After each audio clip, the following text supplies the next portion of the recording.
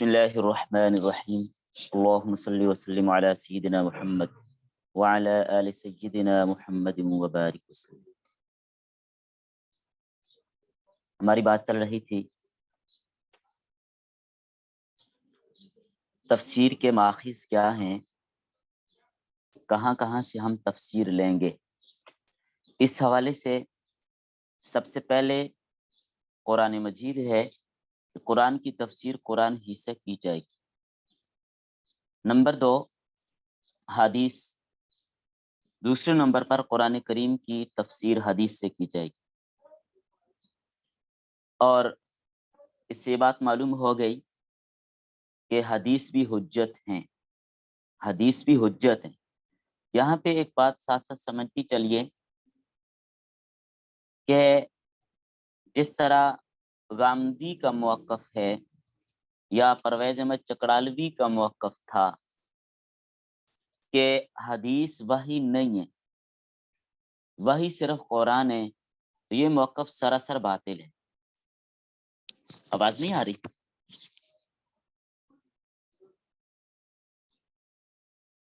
الحمدللہ آواز آ نہیں رہی ہے۔ جی آواز آ رہی ہے۔ جی کسی نے کچھ کہا تھا؟ استاد محترم نے پہلے کا تھا کہ ابھی اسٹارٹ نہیں ہوا تھا۔ جی تو یہ موقف اپنانا کہ حدیث وحی نہیں ہے، وحی صرف قرآن ہے، تو یہ سراسر غلط۔ حدیث بھی وحی ہے، جس طرح قرآن وحی ہے حدیث بھی وحی ہے، البتہ اس میں فرق ضرور ہے، لیکن حدیث بھی وحی ہے۔ آپ دیکھیے وَمَا يَنْطِقُ عَنِ الْهَوَىٰ إِنْ هُوَ إِلَّا وَحْيٌ يُوحَىٰ۔ یہ آیت کیا بتاتی ہے کہ حدیث بھی وحی ہے۔ اگر کوئی آدمی حدیث کے وحی ہونے کا انکار کرتا ہے، سمجھو وہ اس آیت کا انکار کر رہے ہیں۔ اس آیت میں تو یہ بتایا کہ نبی کریم صلی اللہ علیہ وسلم بغیر وحی کے بات ہی نہیں کرتے، یہ آیت تو یہ بتا رہی ہے۔ تو معلوم ہوا کہ آپ صلی اللہ علیہ وسلم کی جو احادیث ہیں وہ بھی وحی۔ جو لوگ اس کا انکار کرتے ہیں وہ سراسر غلطی پر ہیں۔ بس سمجھ آ گئی آپ لوگوں کو؟ آپ دیکھیں سورہ تحریم میں جو نبی کریم صلی اللہ علیہ وسلم نے اپنے پہ شہد کو حرام کر دیا تھا، یا دوسری تفسیر کے مطابق اپنی باندھی کو، تو اب آپ دیکھیے وہاں پر جب اس زوجہ محترمہ کو آپ نے یہ فرمایا تھا اور آپس میں جب ان کی رائے اور آپس میں جو ان کا مشورہ ہوا تھا، تو اس کے بعد نبی صلی اللہ علیہ وسلم نے شہد کے بارے میں فرما دیا کہ میں شہد اپنے اوپر حرام کرتا ہوں، یا ماریہ قبطیہ کے بارے میں۔ تو اور یہ بھی بتایا کہ آپ نے کسی اور کو نہیں بتانا، لیکن انہوں نے آگے خبر دے دی۔ تو بعد میں نبی کریم صلی اللہ علیہ وسلم کو جب یہ بات پتہ چلی کہ انہوں نے آگے بتا دیا ہے، تو آپ صلی اللہ علیہ وسلم نے اس وجہ سے پوچھا کہ میں نے آپ کو منع کیا تھا، آپ نے آگے کیوں بتایا؟ تو اس زوجہ نے کیا کہا کہ یا رسول اللہ صلی اللہ علیہ وسلم، آپ کو کس نے بتایا کہ میں نے آگے بتا دیا؟ آپ کو کس نے بتایا کہ میں نے آگے بتا دیا؟ تو نبی صلی اللہ علیہ وسلم نے اس کا کیا جواب دیا؟ نبأنی العلیم الخبیر فلما نبأہا بہ قالت من انبأک ھذا۔ کہنے لگی آپ کو کس نے بتایا؟ قال نبأنی العلیم الخبیر۔ تو نبی صلی اللہ علیہ وسلم نے فرمایا کہ مجھے علیم الخبیر نے بتایا، یعنی اللہ تعالیٰ نے بتایا۔ اب سوال ہمارا غامدیوں سے یہ ہے کہ یہاں پر جو کہا جا رہا ہے نبأنی العلیم الخبیر، کہ اللہ کے نبی یہ بات فرما رہے ہیں، اور یہ قرآن کی آیت میں پڑھ رہا ہوں، حدیث نہیں پڑھ رہا کہ آپ یہ داغ لگا دو کہ حدیث ہے تو ہم اس کو حجت نہیں مانتے۔ میں قرآن کی آیت پڑھ رہا ہوں، جب قرآن کی آیت یہ کہہ رہی ہے کہ اللہ کے نبی فرما رہے ہیں نبأنی العلیم الخبیر، کہ مجھے علیم الخبیر نے بتایا ہے کہ اس زوجہ نے دوسری کو بات بتا دی ہے۔ اب وہ جو بتایا ہے وہ قرآن کی کسی آیت میں ہمیں دکھا دیجیے، ہے کسی آیت میں؟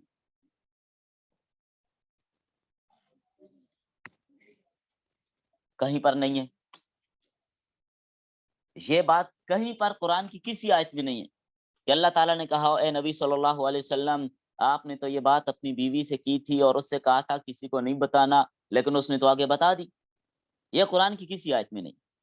تو معلوم ہے وہی قرآن کے علاوہ بھی ہے، وہی قرآن میں بند نہیں ہے، قرآن کے علاوہ بھی۔ تو چلیے، اور تیسری قسم آپ نے پڑھی تھی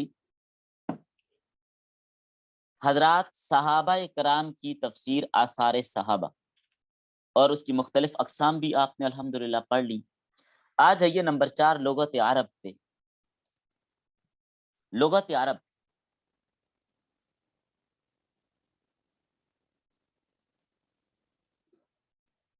لغت عرب کیا ہے؟ قرآن کریم کون سی زبان میں نازل ہوا؟ عربی زبان میں۔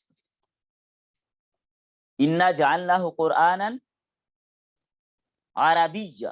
اچھا ایک چیز یاد رکھیے، لغت عرب سے پہلے بعض حضرات نے صحابہ کے بعد حضرات تابعین کی تفسیر کو معتبر مانا ہے۔ تو ترتیب سے چل لیتے ہیں، ترتیب سے لکھ لیجیے آپ۔ لغت عرب کے بعد تابعین کے اقوال،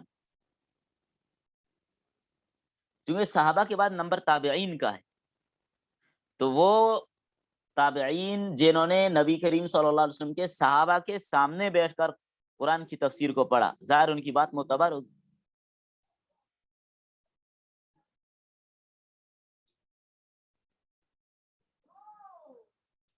پانچویں نمبر پر لغت عرب کو لے لیجیے۔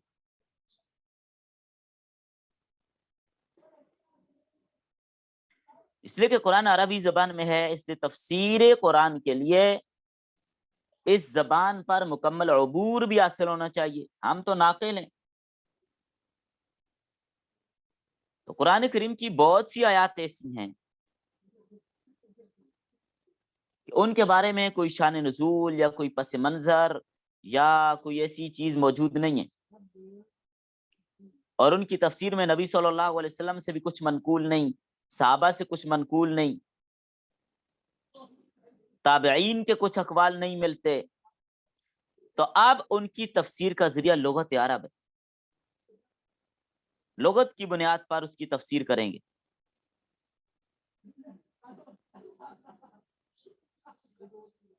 اور اسی طرح جب ایسی صورت میں کوئی اختلاف ہو تو وہاں پر بھی لغت عرب ہی کو لیا جائے گا۔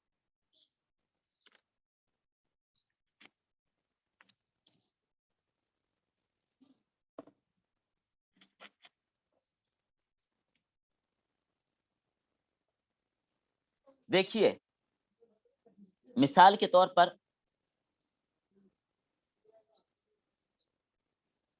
وَاضْرِبْ بِعَصَاكَ الْحَجَرَ، اب کیا مراد ہے اس سے؟ اب لغت عرب لیں گے یہاں۔ لغت عرب اس میں کیا کہتی ہے؟ وَاضْرِبْ بِعَصَاكَ الْحَجَرَ،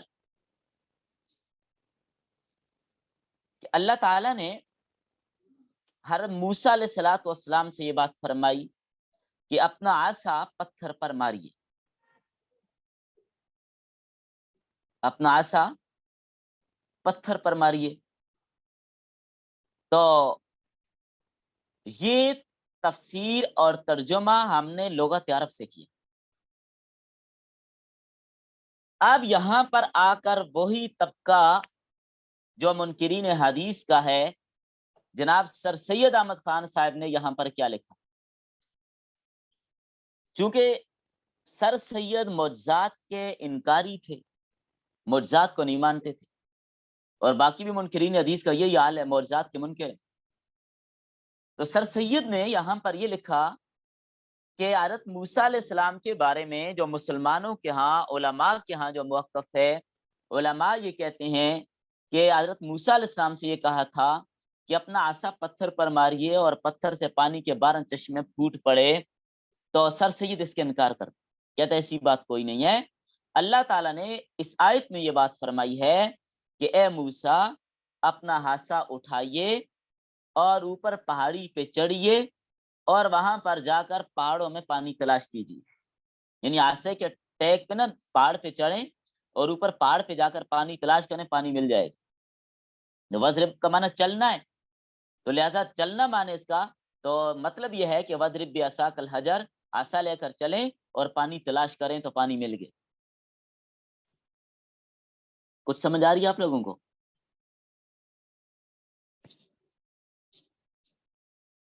دیکھیں اب ہم اس کا فیصلہ کہاں سے کریں گے؟ لغت عرب سے.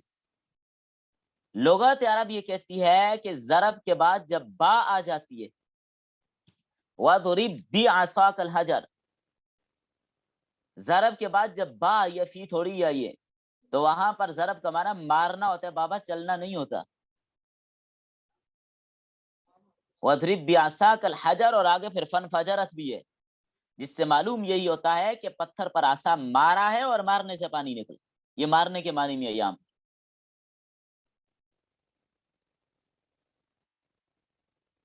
اور دیکھیے اسی طرح فَانْكِحُوا مَا طَابَ لَكُم میں لغت عرب سے ہم اس کی تشریح کریں گے.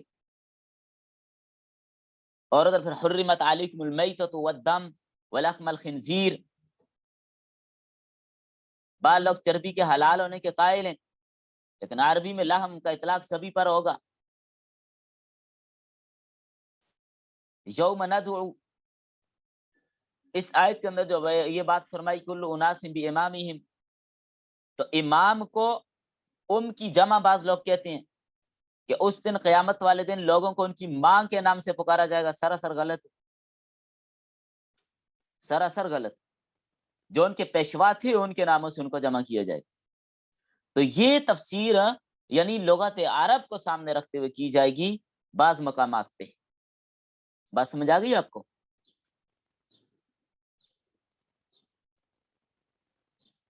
اب اسی میں آپ دیکھ لیں تفسیر میں رائے ہوتی ہے نا، جب لوگ ان چیزوں کو چھوڑتے ہیں تو پھر تفسیر میں رائے ہوتی ہے. جیسے آپ دیکھیے یہ لفظ جو ہے وخاتم النبیین، یہاں پر بھی ہم لغت عرب کو دیکھتے ہیں کہ لغت عرب میں اس کا کیا مطلب ہے، اور مرزا قادیانی نے اس کا کیا مطلب نکالا اور اس کے چیلوں نے کیا مطلب نکالا. اس کو ابتدا میں سپورٹ کرنے والا جو حکیم نور الدین تھا، یہ بحرے کا، آپ میں سے شاید اس علاقے سے کوئی ہو، جو حکیم نور الدین تھا یہ بدبخت مولوی تھا. پہلے جب بدبختی غالب آ جائے نا پھر حالت ایسی ہو جاتی ہے. غالباً حضرت رائے پوری رحم اللہ نے اس کو پہلے پیشن گوئی دے دی تھی، اس کو بتا دیا تھا. یہ کسی موقع پر ان کے پاس گیا تھا، ابھی مرزا نہیں آیا تھا. مرزا تھا تو صحیح لیکن ابھی اس نے دعویٰ نہیں کیا تھا. تو حضرت نے اس کی شکل دیکھ کر حضرت نے یہ بات فرمائی تھی کہ ایک فتنہ اٹھے گا اور اس فتنے کا جو بڑا آدمی ہوگا تو اس کا ساتھ دے گا اور بٹک جائے گا. ایسا ہی ہوا، بٹکا ہی، یہ بٹک گیا. حکیم نور الدین جو مرزے کا پہلا خلیفہ، اس ان میں اختلاف بھی پڑا تھا نا کہ کون خلیفہ بنے، تو بہرحال وہ تو ایک الگ موضوع ہے. تو یہ سب انہوں نے آگے پھر تحریف کیا قرآن و حدیث میں، اور تفسیر میں رائے کی اور اپنی مرضیوں کے ساتھ تفسیر کی. کسی آیت کو کہاں فٹ کر دیا، کسی کو کہاں فٹ کر دیا، کسی کو کہاں فٹ کر دیا. آج کل بھی اہل باطل یہی طریقہ اور یہی ترتیب اختیار کرتے ہیں. اب آپ دیکھیے قل انما انا بشر مثلکم یوحى الی انما الہکم الہ واحد. یہ آیت کیا بتا رہی ہے؟ شاباش. قل انما انا بشر مثلکم. ایک مولوی صاحب تقریر کر رہے ہیں اور چیخ چیخ کر کہہ رہے ہیں، بلکہ کتابوں کے اندر بھی یہ بات لکھی جا چکی کہ قل آپ کہہ دیجئے نبی صلی اللہ علیہ وسلم انما انا بشر، کہ میں بشر نہیں ہوں. انا بے شک، ما نہیں ہوں، انا میں، بشر بشر، انکار کروا دیا نا. جبکہ اسلامی عقیدہ کیا ہے کہ سارے انبیاء کیا ہوتے ہیں؟ بشر ہوتے ہیں. جتنے بھی انبیاء آئے ہیں انسانوں میں آئے ہیں، حضرت آدم کی اولاد میں آئے.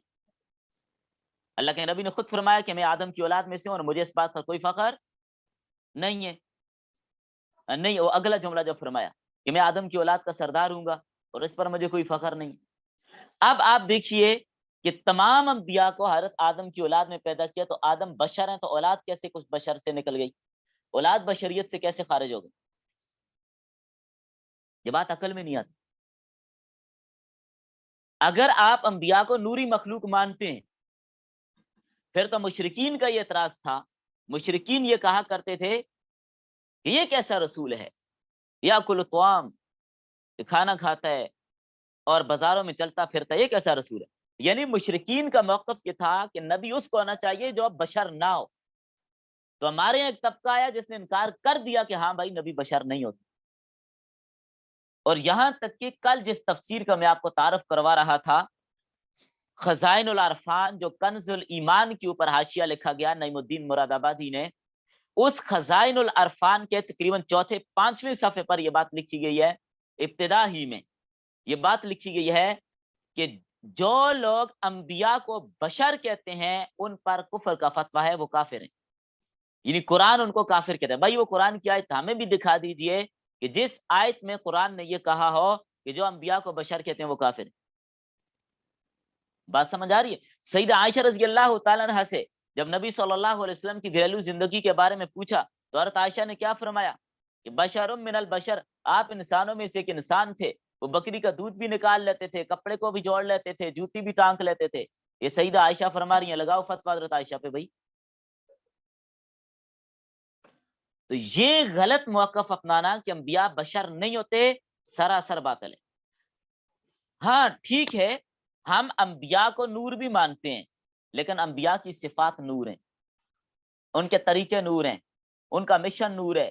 انبیاء کی ذات اور ان کا مادہ خلقت وہ بشر ہے، وہ نور نہیں۔ اس لیے انبیاء بشر بھی ہیں، نور بھی ہیں۔ اس بات کو لے کر اعتراض کرنا کہ نبی بشر ہوتا ہے یا نور ہوتا ہے، یہ اعتراض ٹھیک ہی نہیں ہے، یہ سوال ٹھیک ہی نہیں ہے کہ نبی بشر ہوتا ہے یا نور ہوتا ہے۔ بھائی نبی بشر بھی ہے اس معنی میں کہ اس کی خلقت، مادہ خلقت انسانی ہے، بشر ہے، اور نور ہے، اس کے طریقے نورانی ہے، اس کا مشن نورانی ہے۔ تو اس میں اعتراض، یہ سوال ہی ٹھیک نہیں۔ ہاں یہ سوال تو آپ کر سکتے ہیں کہ نبی بشر ہے یا جن ہے، یہ سوال کوئی پوچھے، یہ تو سوال ہو سکتا ہے، لیکن یہ سوال نہیں ہو سکتا۔ یہ بالکل ایسی ہے، آپ سے کوئی پوچھے آپ مسلمان ہیں یا انسان ہیں، بھائی ہم انسان بھی ہیں اور مسلمان بھی ہیں۔ آج کیا تاریخ ہے؟ 9 تاریخ ہے نا؟ آج 9 تاریخ ہے یا بدھ ہے؟ آج 9 تاریخ ہے یا بدھ ہے؟ دونوں ہے، بدھ بھی ہے 9 تاریخ بھی ہے۔ یہ سوال ہی ٹھیک نہیں ہے۔ ہاں یہ سوال تو آپ پوچھ سکتے ہیں کہ بھائی آج دن، یہ ابھی دن ہے یا رات ہے، سوال پوچھا جا سکتا ہے، ابھی دن ہے یا رات ہے، یہ سوال تو ٹھیک ہے۔ لیکن اگر کوئی ہم سے یہ سوال پوچھے کہ بھائی ابھی دن ہے یا دوپہر ہے، یہ الٹا سوال۔ بھائی دوپہر دن میں نہیں ہوتی، دن دوپہر میں نہیں ہوتا۔ یا کوئی ابھی ہم سے پوچھے کہ بھائی ابھی دن ہے یا بدھ ہے، تو یہی کہا جائے گا اس بندے کو جا کے پاگل خانے میں داخل کرو۔ یا کوئی پوچھے آپ مسلمان ہیں یا پٹھان ہیں، یا کوئی آدمی پوچھتے بھائی آپ مسلمان ہیں یا موچی ہیں، تو کیا موچی مسلمان نہیں ہو سکتا؟ بھائی اپنا سوال پہلے ٹھیک کیجیے۔ تو میں آپ کو بتا رہا تھا کہ لغت عرب کو دیکھیں گے تو جن لوگوں نے کہا کہ انا ما، بے شک ما نہیں ہوں انا میں، بشرن بشر، یہ سراسر قرآن میں تحریف ہے، غلط۔ اس لیے کہ جہاں پر ما نافیہ ہوتی ہے اس پر انا داخل ہی نہیں ہوتی، یہ لغت عرب آپ کو بتائیے۔ جب انا آ گیا تو وہ ما نافیہ نہیں ہے، یہاں پر تو یہ انا ما انا بشر مثلکم، بے شک میں تمہاری طرح بشر ہوں، ورنہ اگر اس کی نفی کریں گے تو آگے یوہا الیہ کا کیا ترجمہ کریں گے؟ اور چلیں یہی اگر آپ کا اصول ہے، انا کے بعد آنے والی ما نافیہ ہے، تو میں بھی ایک آیت پڑھتا ہوں، اس کا ترجمہ آپ کر دیں۔ انما الہکم الہ واحد، کریں ترجمہ اب اس کا۔ انا بے شک، ما نہیں ہے، الہکم تمہارا معبود، الہ واحد ایک معبود، بے شک تمہارا معبود ایک نہیں ہے، یہ ترجمہ کریں گے یہاں پہ۔ کیا خیال ہے؟ یہ عقل بھی کچھ چیز ہوتی ہے، اللہ کرے کہ عقل سلامت ہو سب۔ تو انما الہکم الہ واحد، تمہارا معبود ایک ہے. تو یہاں پر بھی انما انا بشر مثلکم، میں تمہاری طرح بشر ہوں، انسان ہوں، جن نہیں ہوں، فرشتہ نہیں ہوں، انسان ہوں. تو سارے نبی انسانوں میں سے. باقی اپنے مقام پہ بات آتی. اب دیکھیں، میں نے بتایا کہ لغت عرب کو دیکھ کر تفسیر کی ایک اور مثال دیتا ہوں، بات ختم کرتا ہوں، باقی مثالیں تو بہت ساری سامنے آتی جا رہی ہیں. دیکھیے سورۃ الفیل، الم تر کیف فعل ربک باصحاب الفیل. اب جہاں پر جن لوگوں نے لغت عرب کو سائڈ پہ رکھا، تفسیر غلط کر دی نا. الم تر کیف، اے نبی صلی اللہ علیہ وسلم کیا آپ نے نہیں دیکھا کیا انجام ہوا ہاتھی والوں کو. تو جن لوگوں نے موقف یہ اپنایا کہ انبیاء ہر جگہ حاضر ناظر ہوتے ہیں، اس آیت سے دلیل پکڑی کہ اللہ تعالیٰ قرآن میں کہتے ہیں الم ترا کیفا، کیا اے نبی کیا آپ نے نہیں دیکھا ہم نے ہاتھی والوں کے ساتھ کیا کیا. تو کیا مطلب اس بات کا کہ نبی صلی اللہ علیہ وسلم دیکھ رہے تھے، آپ کے سامنے یہ سارا واقعہ ہوا جو ابرا کی فوج پر پتھر برسائے گئے. نہیں سمجھ آئی. یعنی اس آیت میں نے فرمایا کہ اے نبی کیا آپ نے نہیں دیکھا، اے نبی کیا آپ نے نہیں دیکھا کہ ہم نے ہاتھی والوں کے ساتھ کیا کیا. تو معلوم ہوا آپ نے دیکھا ہے نا. یہ تحریف ہے، یہ لغت عرب سے ناواقفی ہے. بھائی علم تارا ای علم تعلم، چونکہ یہ واقعہ اتنا مشہور اور معروف تھا کہ عرب کا ہر آدمی جانتا تھا اس واقعہ کو، ہر آدمی کو پتہ تھا. اس لیے یہ بات کہی کہ علم تارا کیف، کیا آپ کو معلوم نہیں ہے. یہ علم تارا علم تعلم کے معنی میں ہے. اور جو چیز بہت زیادہ مشہور اور معروف ہو جائے، لغت عرب میں اس کو رویت کے ساتھ ذکر کر دیا جاتے ہیں. کیا آپ نے نہیں دیکھا، میں یعنی آپ کو پتہ نہیں ہے، یہ مراد ہے. جیسے مثال کے طور پر میں آپ سے ایک سوال کرتا ہوں. ایک آدمی کہتا ہے کہ بھائی افغانستان والے کیا کر لیں گے،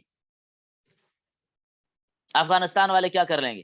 میں اس کو کہتا ہوں کیا تم نے نہیں دیکھا امریکہ کا کیا کیا اس نے. بات سمجھ آ گئی آپ کو. کوئی آدمی کہتا ہے کہ بھائی افغانستان والے کیا کر لیں گے، کتنی بہادری ان میں. میں کہتا ہوں کیا تم نے نہیں دیکھا 40 سے زائد ملکوں کا اس نے کیا کیا، آپ نے دیکھا ہے.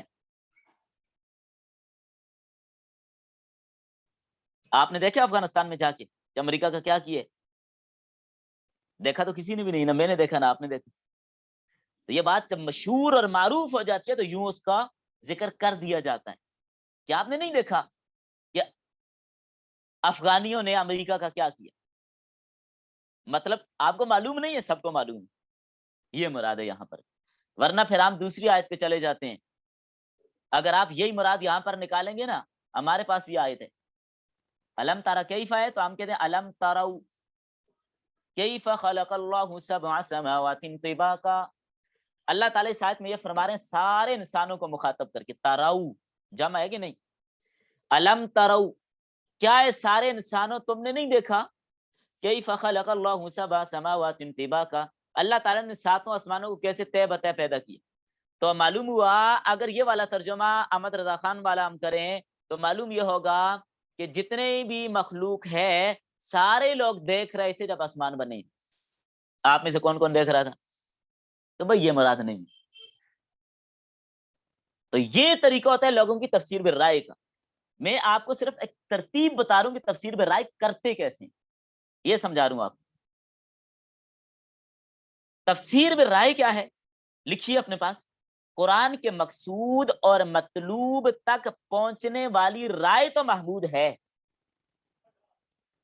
جو رائے قرآن کے مقصود اور مطلوب تک پہنچے وہ تو محمود ہے، اچھی ہے. لیکن اگر سلف صالحین کے متفقہ عمل کے اور فکر کے خلاف ہو تو یہ مذموم ہوگی، پھر رائے سے تفسیر کی اجازت نہیں ہوگی. مذموم ہے، باطل ہے، ردی کی ٹوکری میں جائے گی، اس کا کوئی اعتبار نہیں کریں گے. اب آپ دیکھیے قرآن، معتزلہ قرآن پڑھے گا، شیعہ قرآن پڑھے گا اللہ خالق کل شیء، اللہ ہر چیز کا خالق ہے، کہتا قرآن بھی مخلوق ہے. اس آیت کو پڑھ کر قرآن مخلوق ہے. بات سمجھ آ گئی؟ اس کی تفصیل تھوڑی سی میں نے کل آپ کو بتا دی تھی. اب آیت تو پڑھی ہے لیکن کر گیا کیا؟ تحریف کر گیا نا، تفسیر بالرائے کر گیا. اور کس بیری جلی کا اپنے پاؤں زمین پر ماریے.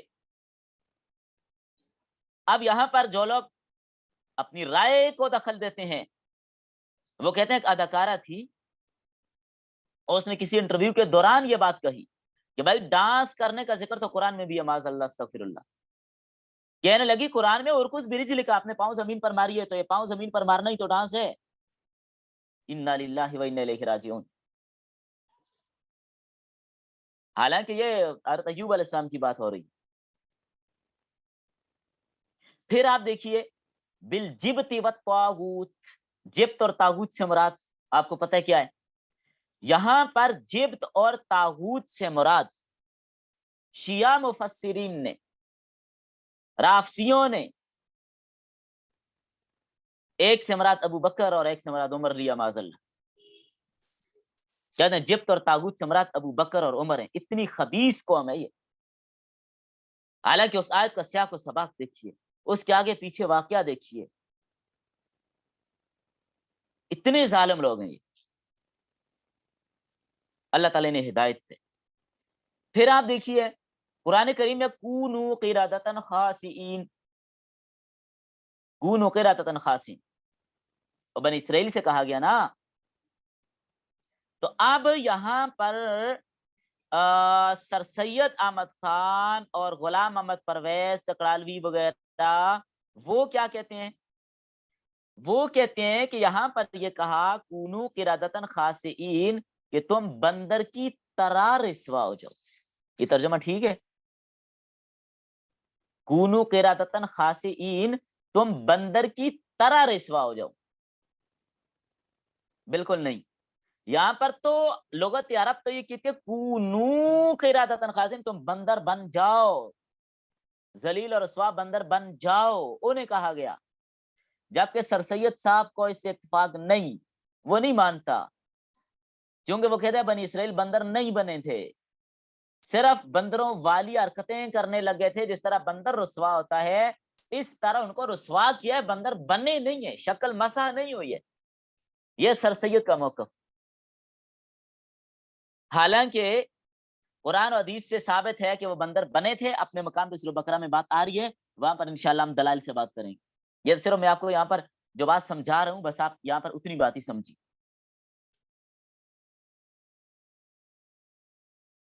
اللہ اکبر. تو یہ بات آپ کی سمجھ میں آ گئی لغت عرب کی ضرورت کیا ہے. اور چلیے آگے. نمبر 6 تدبر اور استنباط. تفسیر کا آخری ماخذ تدبر اور استنباط ہے. چونکہ قرآن کریم کے جو الفاظ ہیں اتنے دقیق اور گہرائی والے ہیں کہ آپ یوں سمجھیے کہ یہ اپنے اندر ایک ایک لفظ، ایک ایک آیت، ایک سمندر سمائے ہوئے. جتنا کوئی اس پر غور کرتا ہے اتنے ہی نکات نکلتے ہیں، جتنا غور کریں اتنے ہی نکات نکلتے ہیں. ویسے تو بسم اللہ کی 25 تفسیریں نہیں لکھی گئیں زمانہ قدیم میں، وہ تو ہمارا جو علمی خزانہ تھا وہ تو ضائع ہو گیا تھا نا، وہ سکوت بغداد کے وقت.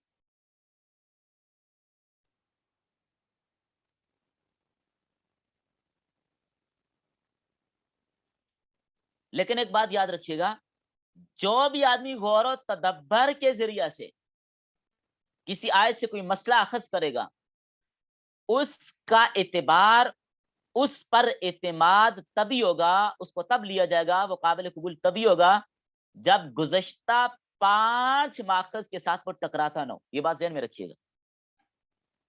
بات سمجھ آ گئی؟ یعنی تدبر اور استنباط کے ذریعے سے جو مسائل اخذ کیے گئے ہوں وہ گزشتہ جو 5 ماخذ ابھی آپ نے پڑھے، قرآن، حدیث، صحابہ کے اقوال، تابعین کے اقوال، لغت عرب، اگر ان کے ساتھ ٹکرا جاتے ہیں تو پھر وہ والا تدبر، استنباط اور اجتہاد قابل قبول نہیں ہوگا.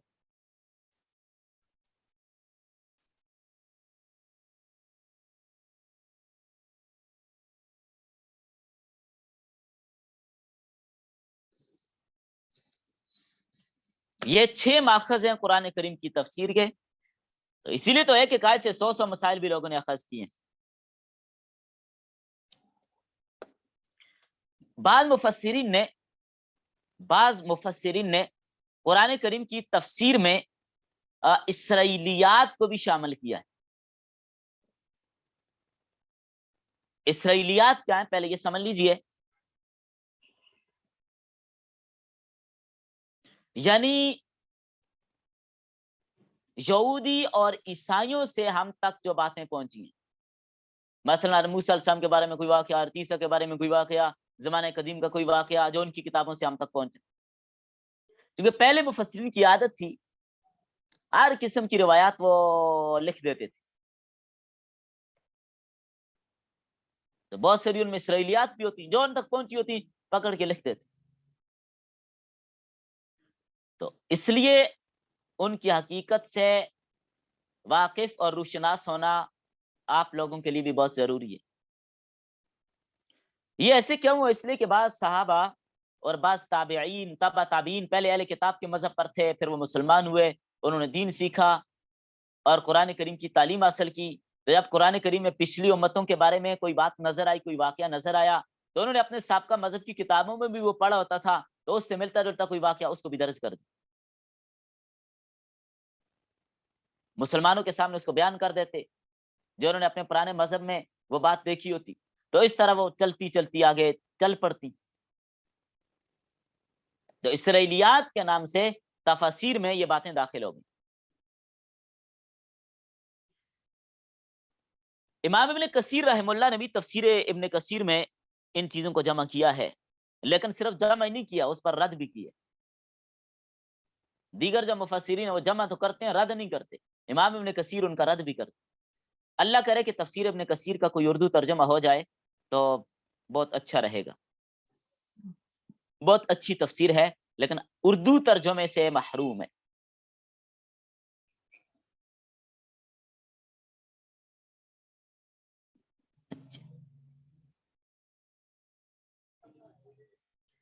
علامہ ابن کثیر رحمہ اللہ نے اس کو 3 اقسام میں منقسم کیا ہے، یعنی اس کو یہ اسرائیلی روایات کو 3 قسمیں، اسرائیلی روایات کی 3 قسمیں۔ نمبر 1 وہ روایات، وہ اسرائیلیات جن کی سچائی قرآن اور سنت سے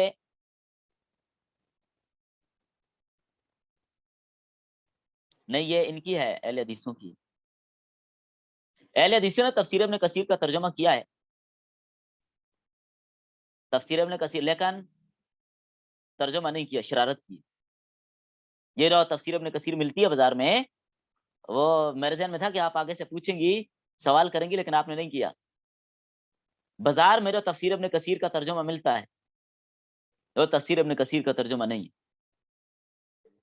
جہاں پر اپنے مقصد کی بات آئی یہ کیا، ورنہ صفوں کے صفحے کھا گئے۔ جونگڑی صاحب نے کیا ہے، صفوں کے صفحے کھا گئے۔ تو میں بتا رہا تھا کہ وہ روایات جن کی سچائی قرآن و سنت کے دوسرے دلائل سے ثابت ہو، مثلا فرعون کا غرق ہونا قرآن و سنت سے ثابت ہے، موسیٰ علیہ السلام طور پہ گئے قرآن و سنت سے ثابت ہے، تو اس طرح کی اگر کوئی بات ہے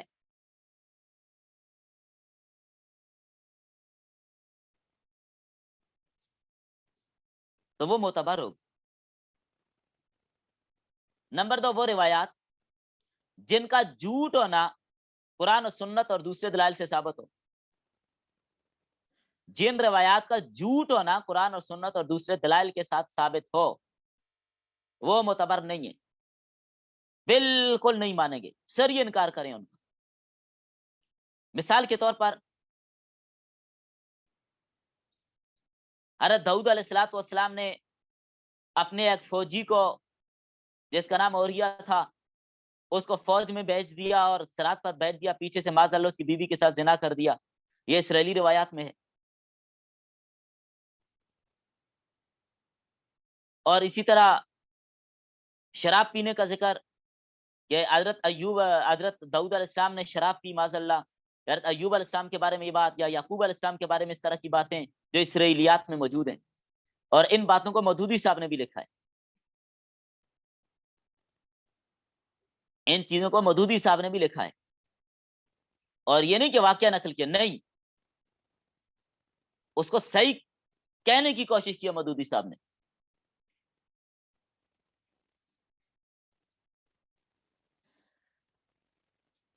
اور اسی طرح سلیمان علیہ السلام کے بارے میں کہ وہ معاذ اللہ آخری عمر میں مرتد ہو گئے تھے، استغفر اللہ۔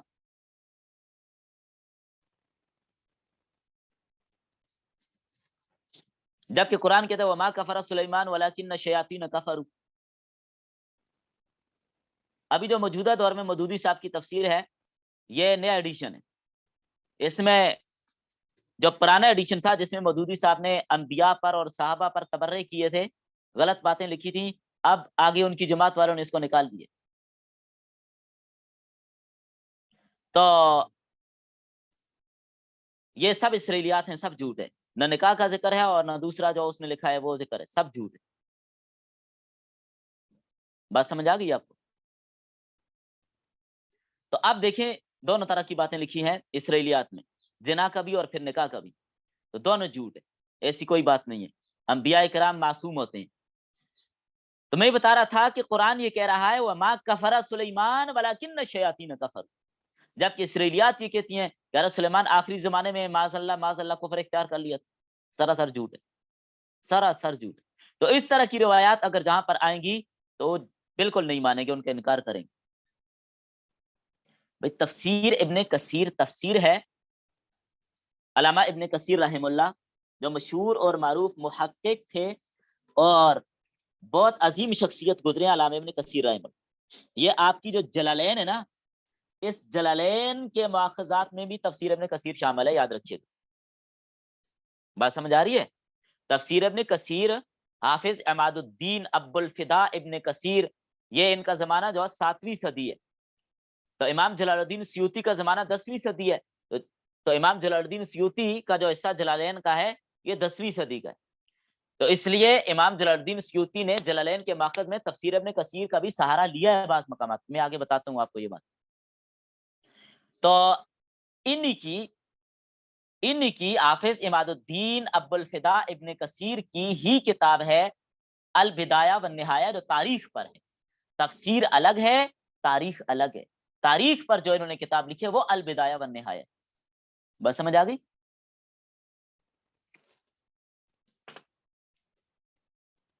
اچھا، نمبر 3، تیسری صورت اسرائیلیات کی وہ روایات جن کے بارے میں قرآن و سنت خاموش ہیں، دوسرے شرعی دلائل خاموش ہیں، جیسے کہ تورات کے احکام وغیرہ، ایسی روایات کے بارے میں نبی صلی اللہ علیہ وسلم کی تعلیم یہی ہے کہ ان کے بارے میں خاموشی اختیار کی جائے، نہ ان کی تصدیق کی جائے نہ تکذیب کی جائے۔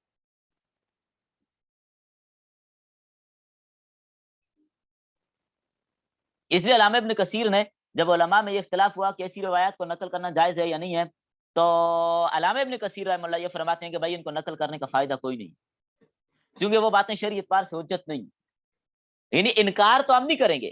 یہ جو نمبر 3 ہے، پھر سمجھیے، وہ باتیں اسرائیلیات میں، وہ باتیں نہ تو قرآن و سنت کے خلاف ہیں اور نہ ہی قرآن و سنت سے ان کی تردید ہوتی ہے، ان کے بارے میں ہم خاموشی اختیار کریں۔ ہم نہ ان کو سچا کہہ سکتے ہیں نہ جھوٹ کہہ سکتے ہیں، اگر ہم ان کو سچا کہیں کہیں وہ جھوٹ ہو پھر بات درست نہیں ہے، اور اگر ہم ان کو جھوٹ کہیں اور کہیں وہ بات سچی ہو پھر گڑبڑ ہے، اس لیے ان کے بارے میں سکوت، خاموشی۔ بات سمجھ آ گئی؟ جو یہ اسرائیلیات کے بارے میں حکم جو آپ نے سمجھ، ہاں آپ وہ پوچھ رہی تھی مودودی صاحب کی تفسیر کا، تو میں نے بتا دیا نا، یہ جو پرانے ایڈیشن ہیں ان میں تو غلطیاں موجود ہیں، پرانے ایڈیشن جو ہیں ان میں غلطیاں موجود، جو نیا ایڈیشن ہے ان میں نکال دی گئی ہیں یہ غلطیاں۔ البتہ پھر بھی علماء اگر پڑھنا چاہیں، چونکہ وہ واقف ہوتے ہیں، وہ پڑھ سکتے ہیں، عوام کو کبھی رائے نہ دیں وہ مودودی کی تفسیر پڑھنی، کہیں نہ کہیں گڑبڑ ضرور آتی، لوگوں کے ذہن خراب مت کیجیے۔ بات سمجھ آ گئی آپ کو؟ میرے پاس ہے لیکن میں نے کبھی بالاستیاب اس کو نہیں پڑھا. بعض اوقات کہیں کوئی مودودیوں کے حوالے سے کوئی بات دیکھنی پڑ گئی تو میں نے دیکھی ہے, ویسے میں نے نہیں پڑھی. اور نیا ایڈیشن یا پرانا ایڈیشن نہیں ملا. ان کی کون سی تفسیر ہے؟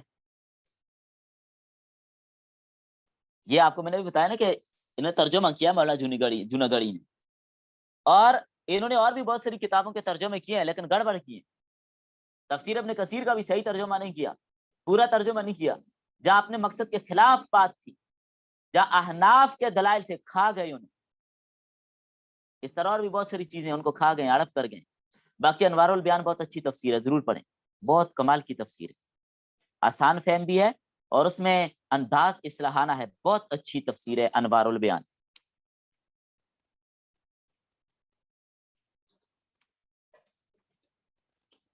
باقی میں آپ کو تفسیروں کا تعارف کروا دیتا ہوں. آپ نے خود تفسیروں کی بات چھیڑی ہے, اتنے تھوڑا سا تعارف آپ کو کروا دیتا ہوں چند تفسیروں.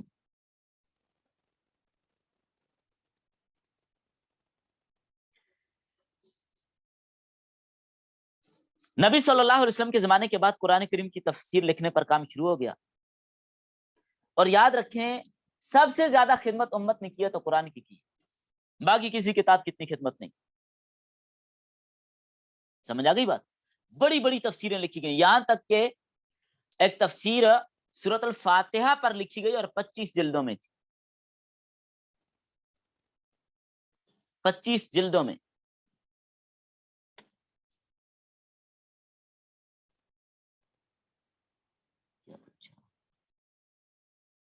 جی انوار البیان, یہ کل میں نے بتایا تھا, عاشق الہی بلند شہری صاحب, جن کی قبر مدینہ منورہ جنت البقیع میں, اور مفتی تقی عثمانی صاحب کی ہے آسان تفسیر, آسان ترجمہ قرآن کے نام سے 2 جلدوں میں, بلکہ 3 میں اب شائع ہو رہی ہے, وہ بھی آپ دیکھ سکتے ہیں. تو چلیے تھوڑا سا تعارف میں کرواتا ہوں. تفسیر ابن جریر, یہ جامع البیان کے نام سے یہ تفسیر, کہتے تفسیر ابن جریر ہیں اس لیے کہ اس کے جو مصنف ہیں علامہ ابو جعفر محمد بن جریر طبری, یہ 3ری صدی کے بزرگ ہیں, اور بہت کمال کی تفسیر ہے یہ. ہر روز 40 ورق انہوں نے لکھی, اور 40 سال تک مسلسل لکھتے رہے. 40 سال لگے ہیں یہ تفسیر لکھنے پر. بہت بڑے محقق عالم تھے. انشاءاللہ ابن جریر طبری کے حوالے سے بات آگے آتی رہے گی, تفسیر میں ان کے اقوال لیں گے. 30 جلدوں میں ان کی یہ تفسیر ہے. ابھی مختلف مکتبوں والے بعض 20 میں بھی شائع کر رہے ہیں. لیکن ایک چیز یاد رکھیے گا کہ انہوں نے بھی روایات ہر طرح کی بھی اس میں جمع کی ہے, ضعیف روایات کو بھی لیا ہے. تو جہاں پر ضعیف روایت ہوگی اس کو بیان نہیں کیا جائے گا, اس پر اعتماد نہیں کیا جائے گا. اور تفسیر ابن کثیر کیا ہے, بات لگی تو چلیں سمجھتی چلیں. یہ حافظ عماد الدین ابو الفدا اسماعیل بن کثیر شافعی المسلک ہیں. 774 ہجری میں ان کی وفات ہے. یعنی یہ اپنے زمانے کے بہت محقق علماء میں سے. 4 جلدوں میں عربی میں ان کی تفسیر ہے. تفسیری روایت اور خوب زور ہے اس میں. اور مزے کی بات جو تفسیر ابن کثیر میں ہے, جہاں پر کوئی ضعیف روایتیں آتی ہیں خوب اس پر جرح کرتے ہیں, خوب کڑی تنقید کرتے ہیں. اس اعتبار سے مجھے بڑے پسند ہے, کڑی تنقید, کسی کو معاف نہیں کرتے, اور اس کی بہت ضرورت ہے, یاد رکھیے گا. میں اس اعتبار سے میں آپ کو بتاؤں بہت سخت ہوں. یہ جو آج کل جو جعلی روایات اور ضعیف روایتیں اور من گھڑت اور موضوع روایتیں, یہ شیعہ سے لے کر اور کہیں کس سے لے کر کہیں کس سے لے کر ہمارے ممبر و محراب سے بیان ہوتی ہیں. یہ من گھڑت قصے اور من گھڑت باتیں اور روایتیں, ان کی کوئی حقیقت نہیں. ان پر کڑی تنقید کرنی چاہیے, ورنہ آگے چل کر امت انہی چیزوں کو دین سمجھ بیٹھے گی. آگے چل کر امت انہی چیزوں کو دین سمجھ بیٹھے گی. اس لیے علامہ ابن کثیر خوب کڑی جرح کرتے ہیں اور کڑی تنقید کرتے ہیں. تو اس اعتبار سے یہ تفسیر تمام تفسیروں میں ممتاز درجے کی حیثیت رکھتی ہے, ممتاز درجے کی حیثیت رکھتی ہے تفسیر ابن کثیر. بس اللہ کرے کہ اس کا اردو ترجمہ کوئی اٹھائے اور کوئی اردو ترجمہ اس کا کر دے، صحیح درست ترجمہ، کیونکہ جو ترجمہ جوناگڑھی صاحب نے کیا ہے اس کا وہ ٹھیک نہیں ہے، میں نے پہلے آپ کو بتا دیا۔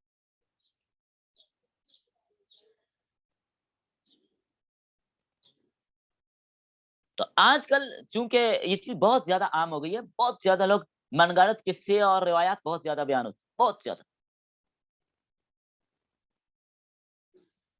جہاں پر تحقیق نہ کی جائے اور ویسی ان چیزوں کو بیان کرنا شروع کر دیا جائے پھر حالت ایسی ہوتی۔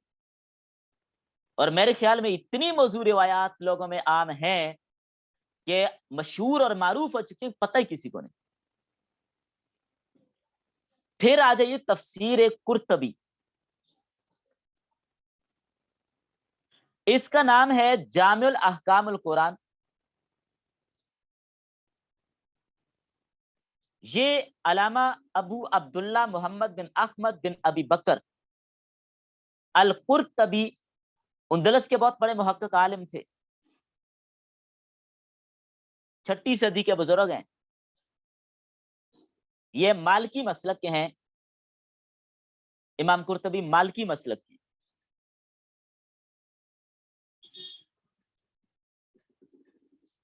اصل انہوں نے کام تو جو شروع کیا تھا فقہی مسائل پہ کیا تھا، کنیت ان کی ابو عبداللہ ہے، نام ان کا محمد بن احمد ہے، ابو عبداللہ محمد بن احمد۔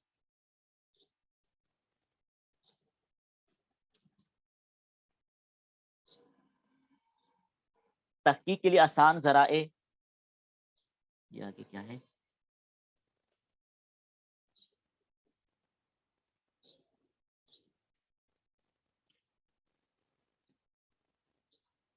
ابھی تک تو ایسی کوئی کمیٹی یہاں پر بنی نہیں ہے، ویسے ہونا چاہیے، ایسا ہونا چاہیے کہ ایک ایسی کمیٹی بن جائے، یعنی علماء کی ایک ایسی کمیٹی ہو کہ ان کا شعبۂ تحقیق ہو، ان کا شعبۂ تحقیق ہو۔ جامع العلوم الاسلام بنوری ٹاؤن کراچی، اگر کوئی ایسی بات ہو تو آپ ان کو بھیج سکتے ہیں، وہ اس کی تحقیق آپ کو بھیج دیں۔ ویسے ایک کمیٹی بھی ہونی چاہیے علماء کی، اور ہر ضلع میں اس کا ایک ممبر ہونا چاہیے، ہر شہر میں اس کا ایک ممبر ہونا چاہیے، اور اس اعتبار سے یعنی پورا ایک ادارہ ہو جو تحقیق پر، احادیث پر تحقیق کرے۔ یہ بعض عرب ممالکوں میں ایسا تھا اور ہوتا رہا ہے، تو ابھی بھی اس کی ویسے بہت ضرورت ہے۔ جس طرح ہمارے آج کل سوشل میڈیا پہ من گھڑت اور جعلی روایتیں چلتی ہیں جس کی حد کوئی نہیں، بے شمار جعلی روایتیں۔ تو میں نے بتایا ان کا نام ابو عبداللہ محمد بن احمد بن ابی بکر، ابو عبداللہ محمد بن احمد بن ابی بکر القرطبی، مالکی مسلک کے بزرگ ہیں۔ تو انہوں نے تفسیر قرطبی میں مشکل الفاظ کی اچھی خاصی تحقیق کی ہے، 12 جلدوں میں ان کی یہ تفسیر آج بھی شائع ہو رہی ہے۔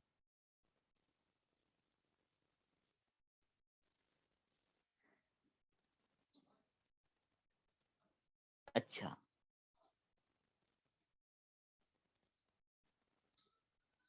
تفسیر کبیر،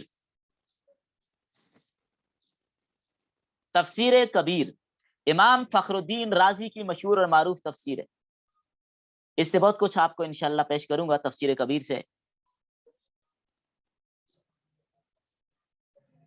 اصل نام اس کا مفاتیح الغیب ہے، مفاتیح الغیب، لیکن مشہور تفسیر کبیر کے نام سے۔ چونکہ امام رازی متکلمین میں سے تھے تو میرا ذوق اور شوق اس لائن پہ زیادہ ہے، میں اس لیے امام رازی کو زیادہ لیتا ہوں۔ عقلی اور کلامی مباحث میں کمال کے آدمی تھے، باطل فرقوں کی تردید پہ خوب زبردست قسم کا کام کیا انہوں نے، اس لیے مجھے امام رازی کے ساتھ دلی محبت ہے۔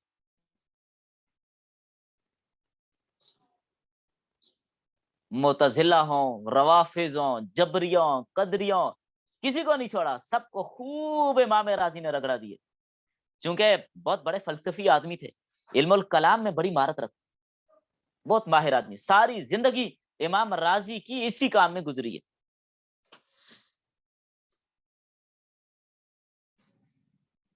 انشاءاللہ جہاں پر ایسے مقام آئیں گے ایسے باطل ادیان کی تردید پر وہاں پر انشاءاللہ امام رازی کے اقوال میں پیش کروں گا.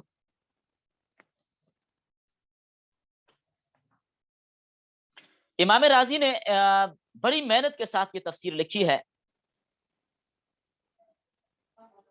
آیات کا ربط بھی پیش کیا ہے, آیت کا آیت سے ربط بھی پیش کیا ہے.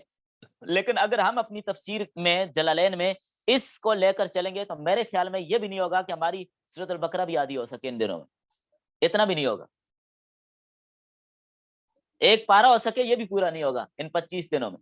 تو اس لیے خلاصہ ہی ہوگا, زیادہ تفصیل میں نہیں جائیں گے. بہرحال امام راضی پوری نہیں کر سکے تھے, سورہ فتح تک انہوں نے لکھا تھا. آگے پھر قاضی شہاب الدین تھے, انہوں نے اس کو مکمل کیا تھا.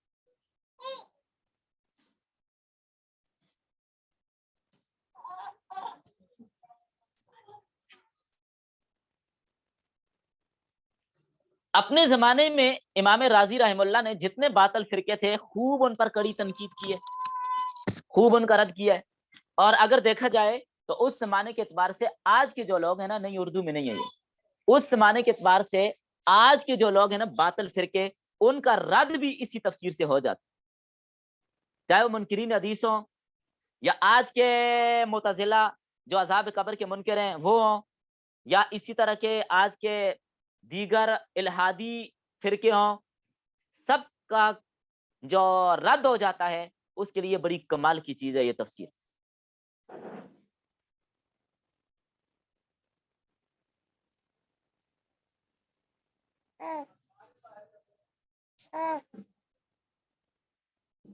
اچھا آ جائیے تفسیر البحر المحیط.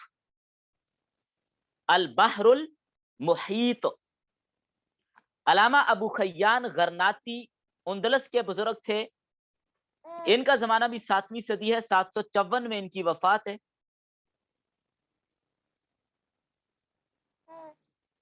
ان کی تفسیر میں زیادہ تر بلاغت پہ بحث کی گئی.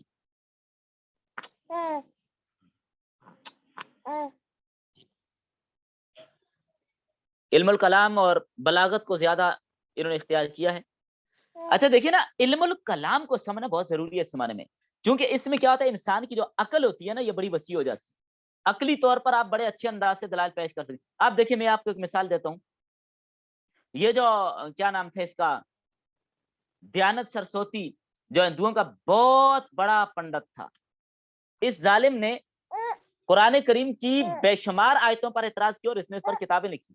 اور اس کا مقابلہ کرنے والی شخصیت ہمارے اکابرین علماء دیوبند میں سے حجت الاسلام حضرت قاسم نانوتوی رحمہ اللہ, جنہوں نے خوب اس کا رد کیا, خوب اس کو رگڑا دیا. 3 دن اس کے ساتھ مناظرے ہوتے رہے. اور یہ جو آریہ سماج کا جو فتنہ اٹھا تھا, اس کو دبانے والی شخصیت حضرت نانوتوی کی ہے. اور ایسا دبایا, ایسا دبا کہ آج اس کا نام ہی نہیں. راتوں رات اس جہاں پر پروگرام کیے وہاں پہنچتے رہے. تو اس حوالے سے جو حضرت کی جو کتابیں مباحث شاہجہان پور ہے یا انتصار الاسلام وغیرہ, یہ بڑا ظلم ہے کہ حضرت کی کتابوں کو چھاپا نہیں جاتا. اصل میں کتابیں تو بہت علمی ہیں, وہ تو استاد کے بغیر سمجھ بھی نہیں آتی, حالانکہ اردو میں ہے, لیکن استاد کے پڑھائے بغیر وہ کتابیں سمجھ بھی نہیں آتی. نانوتوی کا ایسے علم, اسی لیے تو لوگوں کو اعتراض ہوا نا حضرت نانوتوی کی بعض عبارات پر, چونکہ علم میں بڑی گہرائی والے تھے. تو اس لیے ان چیزوں کو سمجھنا. تو میں یہ بتا رہا تھا کہ جو دیانت سرسوتی نے یہ اعتراض کیا, معاذ اللہ, سورہ الرحمن کے اندر جو یہ آیت آتی ہے, سورہ الرحمن میں یہ ہے, وہ جس آیت کے اندر جہنم کا تذکرہ آ رہا ہے, کون سی آیت ہے؟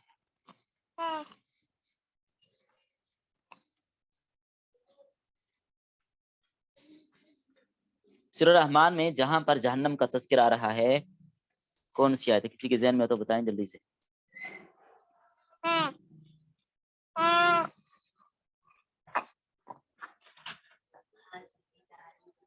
آپ دیکھیے تو, یعرف المجرمون بسیماہم فیؤخذ بالنواصی والاقدام. اب یہاں پر اس آیت کو لے کر اور اس سے آگے اگلی والی آیت کو, یعرف المجرمون بسیماہم فیؤخذ بالنواصی والاقدام, اور اس سے اگلی ہذہ جہنم التی یکذب بها المجرمون یطوفون بینہا وبین حمیم آن فبأی آلاء ربکما تکذبان. تو اس بدبخت نے یہاں پر اعتراض کیا، معاذ اللہ جو الفاظ اس نے استعمال کیا اللہ تعالیٰ کے بارے میں وہ ہم زبان پہ نہیں لا سکتے، وہ الفاظ میں نہیں استعمال کروں گا، سخت ترین الفاظ اس نے استعمال کیے۔ اب یہاں پر وہ یہ کہتا ہے کہ اس قرآن کے مصنف کی بات ہمیں سمجھ نہیں آتی کہ ایک طرف تو یہ کہا کہ مجرموں کو پیشانیوں سے پکڑ کر گھسیٹا جائے گا اور جہنم میں ان کو ڈالا جائے گا، اور ساتھ یہ بھی کہا فَبِأَيِّ آلَاءِ رَبِّكُمَا تُكَذِّبَانِ کہ تم اپنے رب کی کون کون سی نعمتوں کو جھٹلاؤ گے، تو آگ میں ڈالنا، جہنم میں ڈالنا، یہ کون سی نعمت؟ اس کا ذکر کرنے کے بعد اس کو نعمت کہہ دیا، یہ کون سی نعمت؟ ایسے اعتراض۔ تو اس لیے یہاں پر آپ کو علم الکلام چاہیے، یہاں پر ضرورت علم الکلام کی۔ وہ کہتے ہیں کاندلوی رحمہ اللہ جج کے سامنے بیٹھے تھے،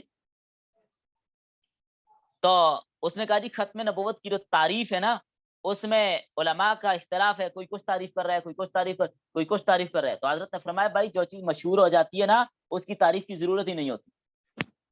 جج سے کہا جو چیز مشہور اور معروف ہوتی ہے ہر آدمی اس پر وہ واضح ہے، اس کی تعریف کی ضرورت ہی نہیں ہے، اس کی تعریف ہو ہی نہیں سکتی۔ انہوں نے کہا وہ کیسے؟ یہ بات تو میں مان نہیں سکتا۔ تو یہ بات میں کہتا میں نہیں مانتا، یہ کیسے ہو سکتا ہے جو چیز معروف اور مشہور اس کی تعریف نہیں ہو سکتی؟ ہر چیز کی تعریف ہو سکتی ہے۔ عارت نے فرمایا چل سن، پھر سامنے ٹیبل پہ گلاس پڑا تھا، عارت نے کہا یہ کیا ہے؟ جج صاحب کہنے لگے گلاس ہے۔ عارت نے کہا کر تعریف گلاس کی، گلاس کیا چیز ہوتی؟ کہنے لگا جس میں پانی پیا جاتا ہے۔ یہ جج کی بات سنا رہا ہوں، جج کہنے لگا جس میں پانی پیا جاتا ہے۔ عارت نے فرمایا بھائی پانی تو جگ میں بھی پیا جا سکتا ہے، پیالے میں بھی پیا جا سکتا ہے، یہ دیکھو چلو ہے، چلو میں بھی ہم پانی پی سکتے ہیں۔ بعض کا شاید آپ دریا یا نہر پر آپ نے پانی پیا اور چشمے پر میں نے پیا ہے، بہت سارے مقامات پہ جو چشمے ہوتے ہیں جو قدرتی پہاڑوں میں بڑے مزے کا پانی ہے تو ہاتھوں میں پینے کا اپنا ہی مزہ ہوتا ہے۔ تو ہاتھوں سے چاہ یا ہاتھوں کو گلاس کہیں گے؟ کہتا ہے نہیں۔ جگ کو گلاس کہیں گے؟ کہتے ہیں نہیں۔ چلے ہم کوئی اور پیالہ اٹھا لیتے ہیں اس میں پانی پی لیتے ہیں، آپ اس کو گلاس کہیں گے؟ کہتے ہیں نہیں۔ تو حضرت فرمانے لگا بھائی آپ نے تو کہا جس میں پانی پیا جاتا ہے، تو پھر ان ہاتھوں کو بھی گلاس کیا دو، ان میں بھی پانی پیتے ہیں، جگ کو بھی گلاس کیا دو، اس میں بھی پانی پی سکتے ہیں، لوٹے سے بھی پیا جا سکتا ہے، کہو گلاس اس کو، کہتے اس کو گلاس نہیں کہیں گے۔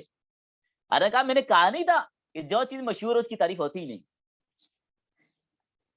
پھر دوسری تعریف جج صاحب نے کی، کہنے لگا یہ جو گول گول ہے گلاس کی تعریف کر کہتا ہے یہ جو گول گول ہو۔ حضرت نے فرمایا گول تو پیالہ بھی ہوتا ہے، گول تو لوٹا بھی ہوتا ہے، گول تو بال بھی گیند بھی ہوتی ہے۔ پھنس گیا بیچارہ۔ تو یہ ہے علم الکلام، یہ اس کے زور سے آپ آج کے باطل فرقوں کو توڑیں گے، ورنہ آپ قرآن کی آیت پڑھیں گے وہ کہیں ہم تو قرآن مانتے نہیں۔ تو چلیں وہ جو دیانت سرسوتی والے اعتراض تھا اس کو بھی سمجھتی چلیں۔ اس کا جواب جو حضرت نے دیا کمال کا جواب دیا۔ جواب یہ دیا کہ بھائی بات سنو، سیلاب آ رہا ہو نا، سیلاب آنے والوں اور محکمہ موسمیات والے بتا دیں کہ اتنا سخت ترین سیلاب ہوگا، اس میں لوگ سارے مر جائیں گے، لہذا اپنی جانیں بچانے کے لیے علاقہ پہلے خالی کر دو، آگے سے ہٹ جاؤ، تیاری کر لو، ادھر ادھر ہو جاؤ۔ تو یہ بتانا نعمت ہے کہ نہیں ہے کہ جان بچ گئی؟ یہ بتانا نعمت ہے۔ تو حضرت نے فرمایا قرآن کریم کے اندر اللہ نے پہلے بتا دیا کہ مجرموں کو جہنم میں یہ سزا ملے گی، اس لیے مجرم نہ بنو، پہلے سے ہی بچ جاؤ، یہ بتانا نعمت۔ نہیں جواب سمجھ آیا آپ کو؟ آگے سمجھ؟ کسی مشکل وقت کے آنے سے پہلے آگاہ کر دینا نعمت نہیں ہے کہ آپ بچ جائیں اس سے؟ نعمت ہے نا یہ۔ تو چلیے آگے آ جائیے، احکام القرآن للجساس، کمال کی تفسیر ہے احکام القرآن، یہ سارے قرآن کریم کے احکامات۔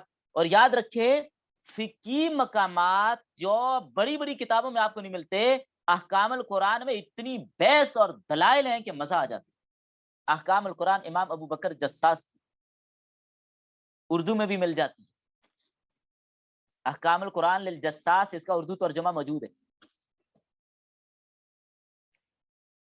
مفتیان کے لیے یہ کتاب بہت ضروری ہے۔ قرآن کریم سے فقہی احکام کا استنباط اس میں کیا گیا ہے، مسلسل آیتوں کی تفسیر کے بجائے صرف فقہی تفصیلات بیان کی گئی ہیں بس۔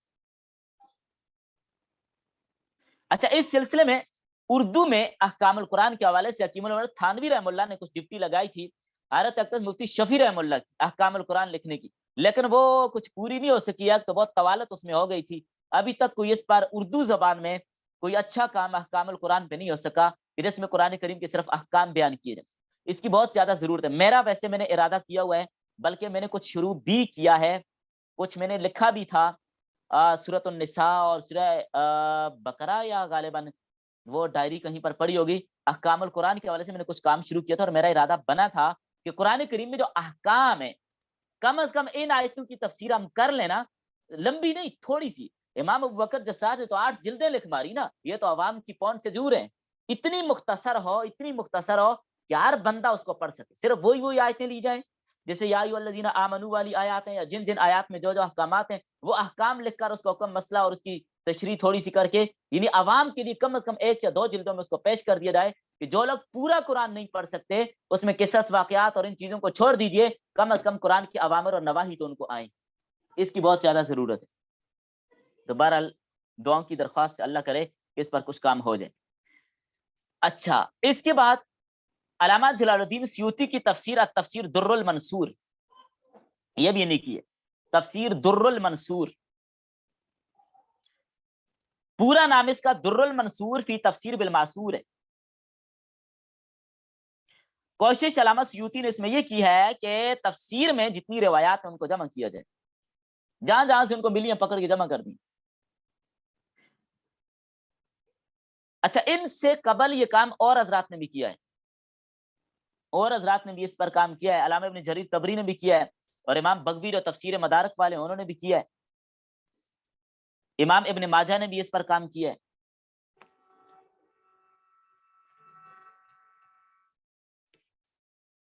اور امام سیوطی نے کیا ہے کہ جنہوں نے بھی جو کچھ جمع کیا تھا اس حوالے سے, امام سیوطی نے سب کچھ کو در منصور میں جمع کر دیا.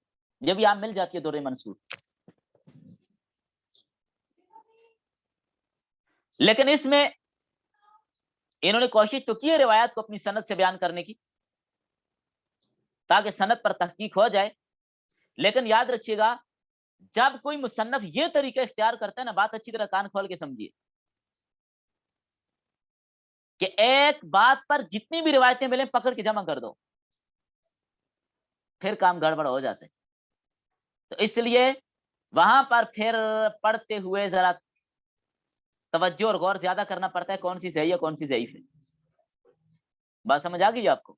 تو در منصور میں ضعیف روایتیں بھی جمع کی گئی, سند کی تحقیق کوئی نہیں کی گئی, سب کچھ کو جمع کیا گیا.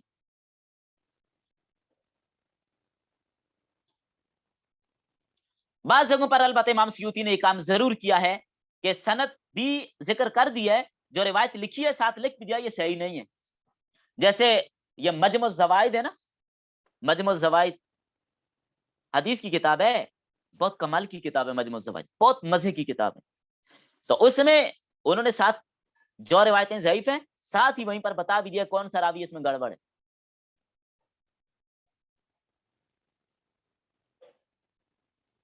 تو اس لیے تفسیر در منصور اس کی ہر روایت پر اعتماد نہیں کیا جا سکتا, اس لیے کہ اس میں رد و یابس سب کچھ جمع ہے. بات لمبی ہو جائے گی, میرے حل مختصر کر دیتے ہیں. پھر عربی میں ایک تفسیر ہے تفسیر مظہری, جو ہمارے دور قریب کے ایک محقق عالم گزرے ہیں, حضرت اقدس قاضی ثناء اللہ پانی پتی رحمہ اللہ تعالی. 12ویں صدی کے بزرگ ہیں, 1225 ہجری میں ان کی وفات ہوئی ہے. تفسیر کا نام مظہری ان کے شیخ تھے, ان کے پیر تھے, ارے شیخ مظہر جانا رحمہ اللہ دہلی کے تھے, ان کے نام سے تفسیر کا نام تفسیر مظہری رکھا ہے. بڑے سادہ انداز سے ہے, اور میں آپ کو سیدھی سی بات بتاتا ہوں, معارف القرآن جو ہے وہ تفسیر مظہری سے نکال کے لکھی گئی. بات سمجھ آ گئی آپ؟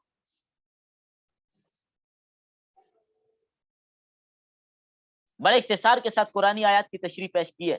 بعض جگہوں پر علمی مقامات بھی بڑے دقیق انداز سے سمجھائے گئے ہیں.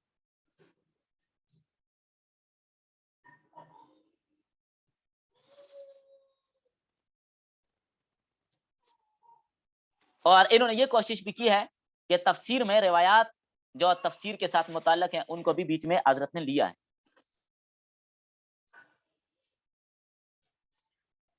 پھر علامہ آلوسی رحمہ اللہ کی ایک تفسیر ہے، تفسیر روح المعانی، روح المعانی، اچھی تفسیر ہے. اس کو پورا نام اس کا روح المعانی فی تفسیر القرآن العظیم بسب المثانی. علامہ محمود آلوسی بغداد کے تھے، 1270 ہجری ان کی وفات ہے. 30 جلدوں میں انہوں نے یہ لکھی. آج کل جو چھپ رہی ہے 15 جلدوں میں ہے، اور ہر جلد میں دو ایسے ہیں، کل 30 ہیں. یہ بہت لمبی تفسیر ہے. اس میں انہوں نے لغت، نحو، ادب، بلاغت سب کچھ کو لیے، عقائد، فلسفہ، تصوف.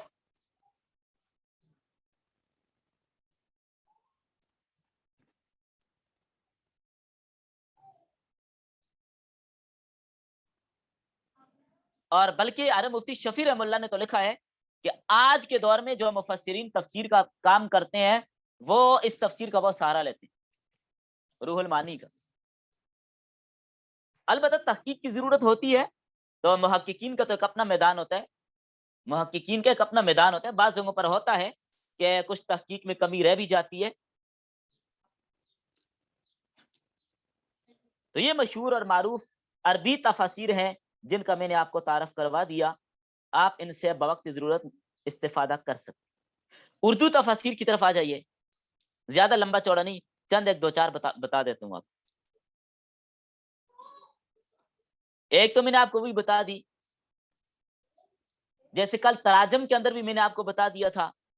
تفسیر عثمانی، حضرت علامہ شبیر احمد عثمانی رحمہ اللہ کی جو تفسیر ہے بہت اچھی تفسیر ہے، اس کا مطالعہ آپ کو ضرور کرنا چاہیے. اگرچہ حضرت اس کو مکمل نہیں کر سکے تھے،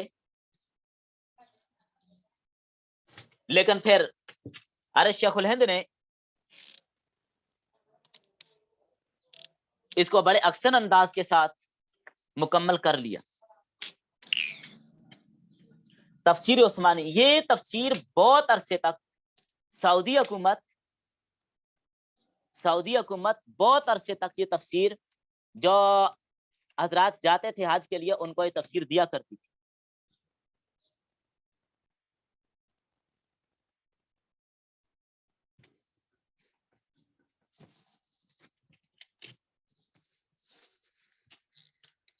لیکن بعد میں پھر حالات خراب ہوئے، کچھ پروپیگنڈا وغیرہ لوگوں نے کر دیا، تو اس کی وجہ سے اب وہ نہیں دی جاتی. لیکن بہت زمانے تک آج بھی سعودیہ کے چھاپے اس کے موجود ہیں، لیکن حاجیوں کو اب نہیں دی جاتی. بس یہ ہے کیونکہ ایک تو خرچہ بھی بہت پڑتا تھا.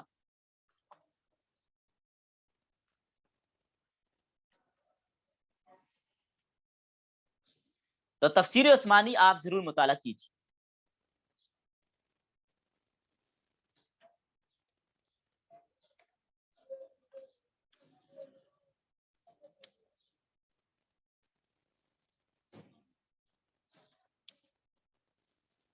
بات سمجھ آ گئی آپ کو؟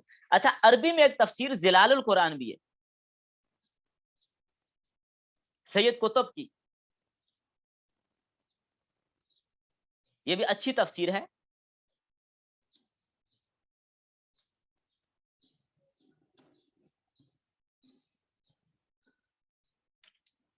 تو بہرحال چلیں، اس کا تعارف ہو گیا تفسیر عثمانی کا. تفسیر حقانی، تفسیر حقانی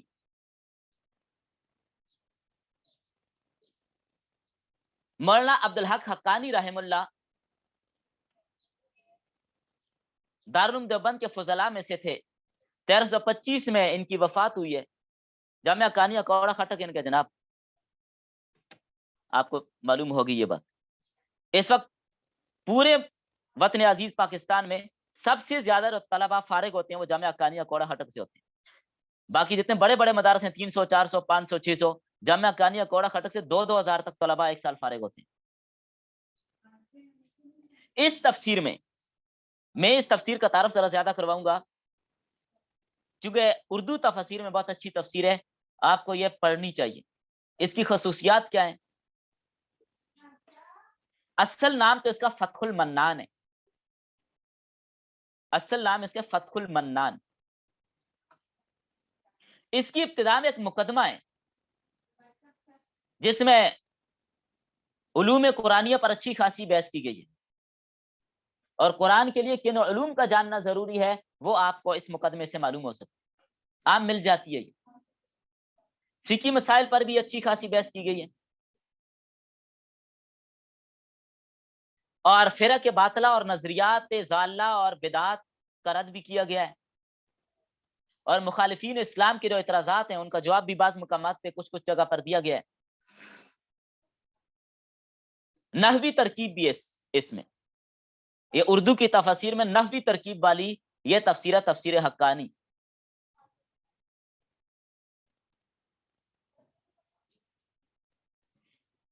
مودودی صاحب کی تفسیر کا تعارف کروا دوں یا رہنے دوں؟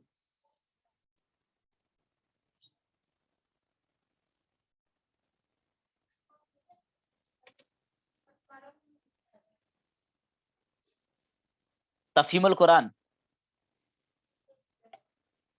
تفہیم القرآن مولانا مودودی کی تفسیر ہے، 6 جلدوں پر مشتمل ہے۔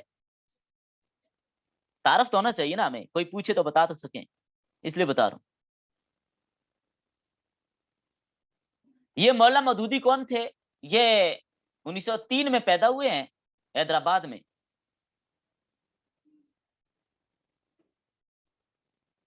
یہ صحافی تھے، مختلف اخبار بھی یہ شائع کرتے تھے۔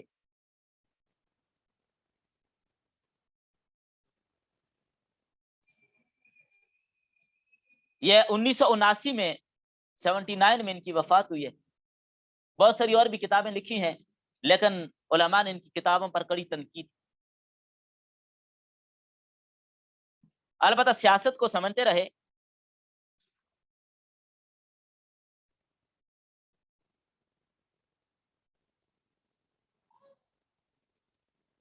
تفسیر میں بہت ساری اپنی آراء انہوں نے پیش کی ہیں جو درست نہیں ہے۔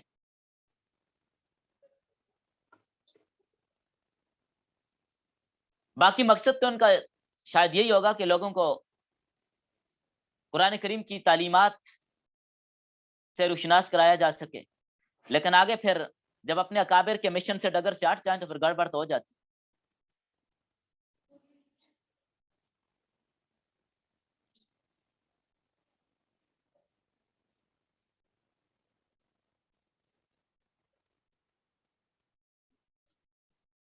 کیونکہ سیاسی آدمی تھے یہ۔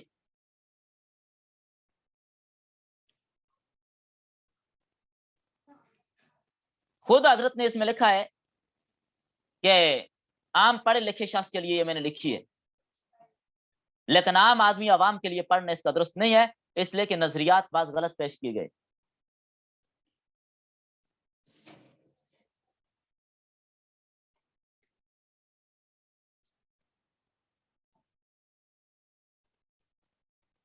اچھا، بریلوی مکتب فکر کے پیر ضیاء القرآن کے نام سے انہوں نے تفسیر لکھی ہے، پیر کرم شاہ ازہری نے، پیر کرم شاہ ازہری کی تفسیر ہے ضیاء القرآن کے نام سے۔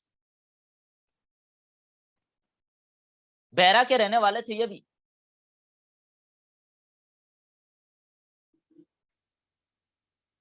یہ بھی جیسے میں نے آپ کو بتایا مولانا نعیم الدین مراد آبادی جو تھے انہوں نے جو تفسیر لکھی تھی خزائن العرفان، چونکہ یہ ان کے شاگرد تھے، ان کے طرز پر انہوں نے کام کیا ہے، تو بہت سارے مقامات پر بدعات کو بھی فروغ دیا گیا۔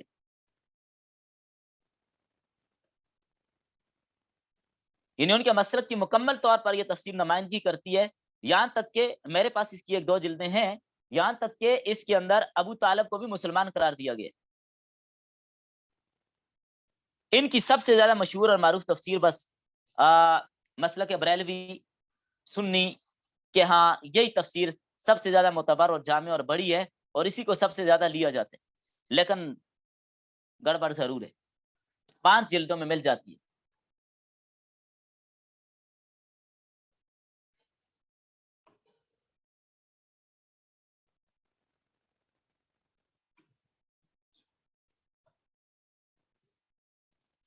معارف القرآن حضرت مولانا مفتی محمد شفیع رحمہ اللہ کی تفسیر ہے، دارالعلوم دیوبند کے فاضل تھے،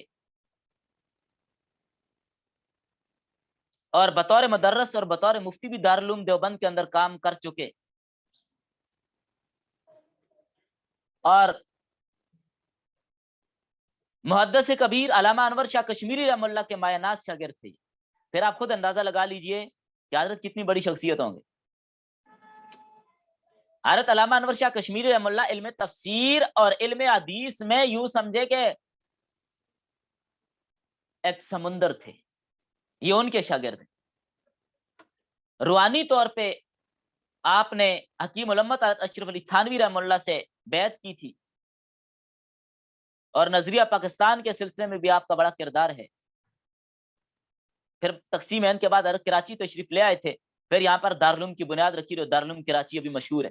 اس سے پہلے اس کا ایک بڑا لمبا چوڑا واقعہ ایک اور جگہ مدرسے کے لیے ان کو ملی تھی، وہ جگہ اس سے کم تھی، لیکن اس جگہ پر کچھ جھگڑا پڑ گیا تھا، تو حالانکہ جگہ حضرت کے نامی تھی، سب کچھ تھا، صرف تھوڑا سا جھگڑا ہوا تھا۔ وہ جھگڑا کیا تھا وہ بتانے کی ضرورت نہیں ہے، چھوڑیں، بات لمبی چوڑی بات ہے۔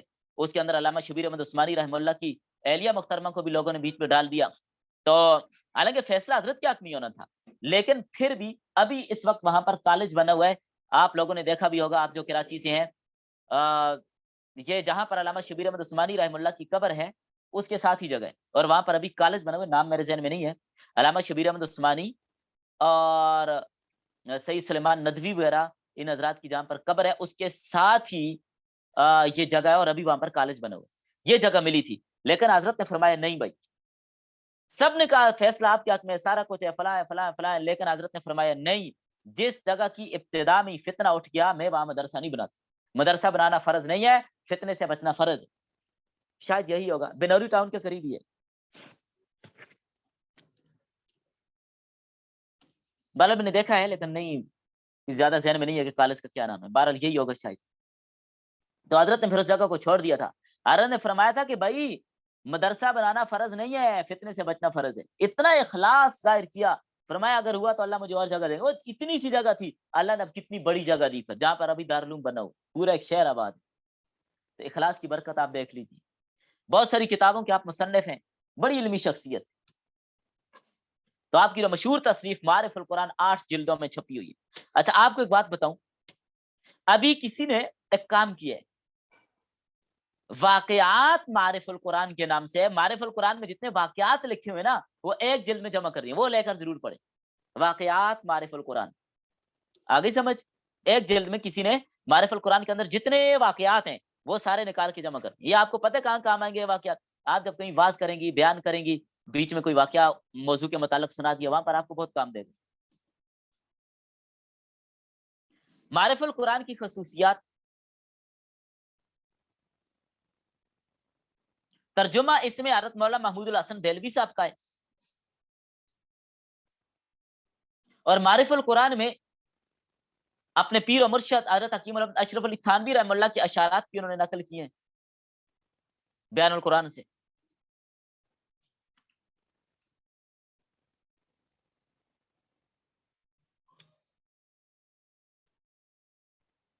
آیتوں اور صورتوں میں باہمی ربط بھی ہے، شان نزول کا بھی التزام کیا ہے، لیکن خاص خاص مقامات پہ، ہر جگہ پہ نہیں۔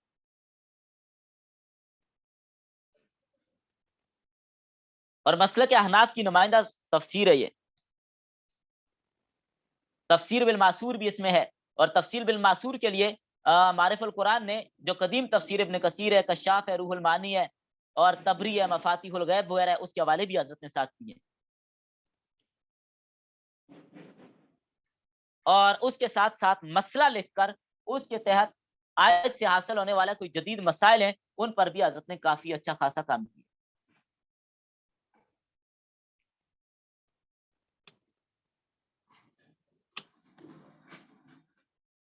پھر اردو تفسیروں میں کمال کی تفسیر ہے بیان القرآن، حکیم علامت اشرف علی تھانوی رحمۃ اللہ علیہ، یہ بھی پڑھنے کے لائق تفسیر ہے۔ بس حضرت تھانوی صاحب کا نام لے لیا تو باقی گہرائی میں جانے کی ضرورت ہی نہیں۔ حضرت نے اس کے اندر جتنے بھی فرق باطلہ اور فرق ضالہ ہیں اور جو تفسیر میں رائے کرتے ہیں، حضرت نے اس پر کڑی تنقید بھی کی ہے، اور تصوف اور سلوک کو بھی اس میں واضح کیا ہے، اور ہے علمی تفسیر ہے۔ ذرا اردو بھی اس کی مشکل ہے، ہر آدمی کی سمجھ میں ذرا نہیں آ سکتی، اس لیے بعض لوگ اس سے تھوڑا کتراتے ہیں۔ علمی تفسیر ہے، اتنی لمبی بھی نہیں ہے، مختصر ہے، بیان القرآن، لیکن تفسیر بہت کمال کی.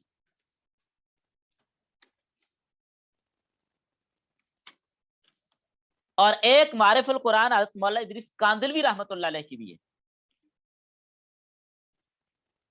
یہ تفسیر معرف القرآن حضرت کاندلوی کی جو ہے یہ ذرا مشکل ہے، یہ تھوڑی مشکل ہے، کیونکہ حضرت کا جو قلم تھا نا وہ بڑا دقیق قلم تھا. جس طرح حضرت کی کتاب ہے میرے خیال میں عقائد الاسلام، وہ تو ویسے بھی آپ کو پڑھنی چاہیے، علم الکلام کے اعتبار سے عقائد الاسلام کا مطالعہ کرنا چاہیے، لیکن ہے وہ بھی مشکل، استاد کی بار سمجھ نہیں آتی بعض مقامات سے، بڑی مشکل کتاب. تو اس طرح حضرت کی یہ تفسیر بہت اچھی تفسیر ہے، لیکن عام لوگ اس سے استفادہ نہیں کر سکتے کیونکہ ذرا مشکل ہے اور علمی ہے، بہت گہرائی والا علم ہے اس تفسیر میں، بہت گہرائی میں. مولانا ادریس کاندلوی رحمۃ اللہ جامعہ اشرفیہ کے شیخ الحدیث رہے ہیں. غالباً 1987 میں حضرت کی وفات ہوئی.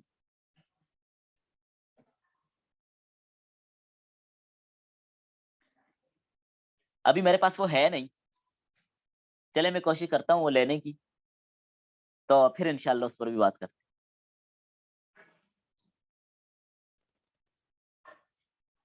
اسرار احمد ساولی تفسیر میرے پاس ہے نہیں، میں انشاءاللہ کوشش کرتا ہوں، پھر آپ کو 2-4 دنوں میں اس کے بارے میں وضاحت کرتا ہوں. چیز ہو نہیں تو بندہ کیا بتائے، سمجھ آ گئی بات. تو چلیے پھر اس کے علاوہ تفسیروں میں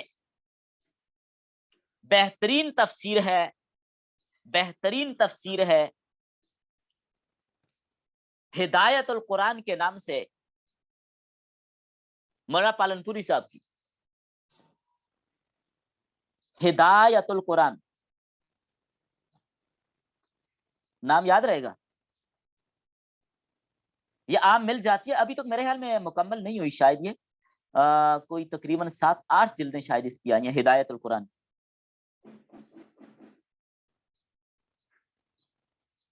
ہدایت القرآن کے نام سے انڈیا سے چھپی ہے. اس میں ایک بڑا اچھا انداز یہ بھی اختیار کیا گیا ہے کہ بہت مختصر ہے، کوئی لمبی چوڑی نہیں ہے. حضرت مولانا مفتی سعید احمد صاحب پالنپوری یہ دارالعلوم دیوبند کے صدر المدرس تھے، شیخ الحدیث تھے.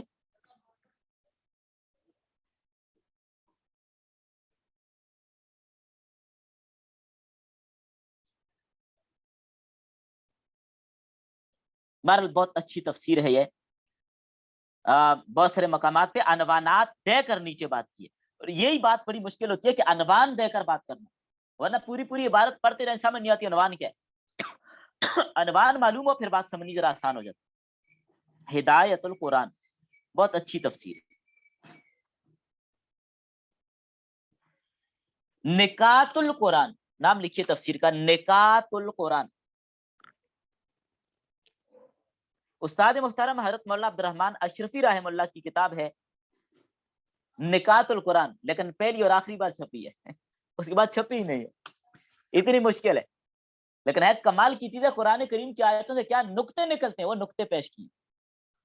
یعنی حضرت کا سبق میں بھی، حضرت ہمیں مسلم شریف پڑھاتے تھے، سبق میں بھی حضرت نقطے ہی بیان کرتے رہتے، اس سے کیا نقطہ نکلا، اس سے کیا نقطہ نکلا، اس سے. اور اس کے اندر ایک عجیب اللہ نے حضرت کو ملکہ دیا تھا نکات کے اعتبار. آپ دیکھیں نا، میں ایک مثال دے رہا ہوں، جیسے انہوں نے اس تفسیر میں یہ بات بیان کی نبی صلی اللہ علیہ وسلم کو معراج ہوا دن کو یا رات کو؟ رات کو ہوا. معراج آپ کو رات کو، دن کو تو نہیں ہوا نا، رات کو آپ معراج پہ گئے. اب حضرت کی کہتے تھے کہ بھائی رات کو معراج کیوں ہوا؟ تو حضرت اپنا نقطہ بیان کرتے تھے کہ بھائی دیکھیں قرآن کریم میں آیا ہے سراجم منیرا، چمکتا ہوا چراغ. تو بھائی چراغ کے لیے دن مناسب ہوتا ہے یا رات مناسب ہوتی ہے؟ آپ بتا دیں، چراغ کے لیے دن مناسب ہے یا رات؟ بھائی رات مناسب ہے، اس لیے رات کو معراج ہوا. ایک نمبر 2، حضرت نقطہ فرماتے تھے کہ بھائی اللہ نے اپنے محبوب سے ملنا چاہا نبی بھی محبوب ہے اور اللہ بھی محبوب ہے. محب اور محبوب کی ملاقات ہو رہی ہے تو بھائی ملاقات کا اصل وقت رات کو ہوتا ہے, دن کا نہیں ہوتا. رات کو محب اور محبوب کی جو ملاقات ہوتی ہے وہ اصل ملاقات ہوتی ہے, اس لیے رات کو ہو گئے. بس سمجھ آ گئی. تو یعنی یہ ترتیب حضرت نے نکات القرآن میں استعمال کی ہے. بہت علمی شخصیت ہے حضرت عبد الرحمن اشرفی صاحب. فلسفے میں اور منطق میں اللہ نے بڑی مہارت دی تھی. حضرت کی جو جمعے کی تقریر بھی ساری منطقی ہوتی تھی اور سارے سغرا کبرا ملا کر نتیجے نکالتے رہتے تھے, لیکن اللہ نے بہت علم دیا تھا.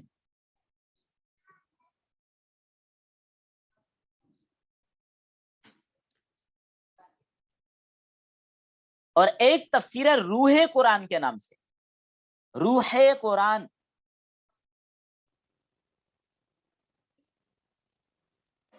اس کے مؤلف ہیں حضرت مولانا غیاث احمد صاحب, انڈیا کے ہیں.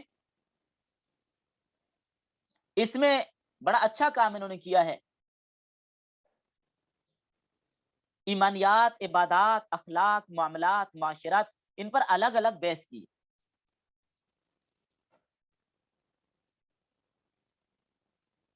بہت اچھے انداز سے, اچھے پیرایا سے انہوں نے اس پر کام کیا. اور پھر مزے کی بات یہ ہے نا, ایک ایک چیز کو بیان کیا. ایمانیات, پھر ایمانیات والی ساری آیتیں جمع کر دی. سمجھ آ گئی بات. اور اس طرح معاملات, معاملات والی ساری آیتیں جمع کر دی. اس اعتبار سے یہ اچھی تفسیر.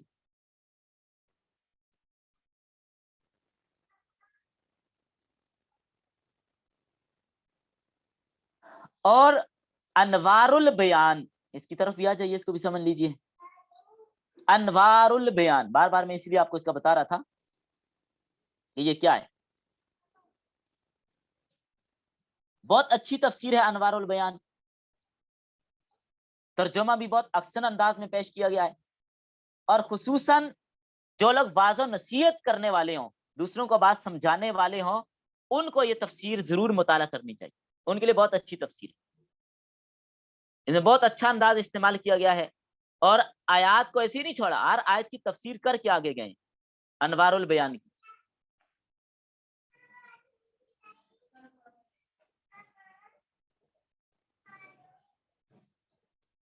بہت احسن انداز سے انہوں نے اس پر کام کیا ہے. تو اس کا آپ بس اپنے پاس آپ اتنی تفسیر بھی رکھنا, انوار البیان اتنی بھی کافی ہے, زیادہ میں جانے کی ضرورت نہیں. ترجمہ عام فہم انداز میں, اردو کی مفصل تفسیر ہے, جامع تفسیر ہے اس میں. اور اس میں بھی انداز تفسیر القرآن بالقرآن, پھر تفسیر القرآن بالحدیث کا اہتمام ہے. انداز بہت اچھا ہے. اور اس میں واعظ بھی ہے, نصیحتیں بھی ہیں, اسباب نزول کو اچھے انداز سے بیان کیے, اور فقہی مسائل کو بھی اچھے انداز سے بیان کیا. حضرت مولانا مفتی محمد عاشق الہی مہاجر مدنی رحمت اللہ علیہ.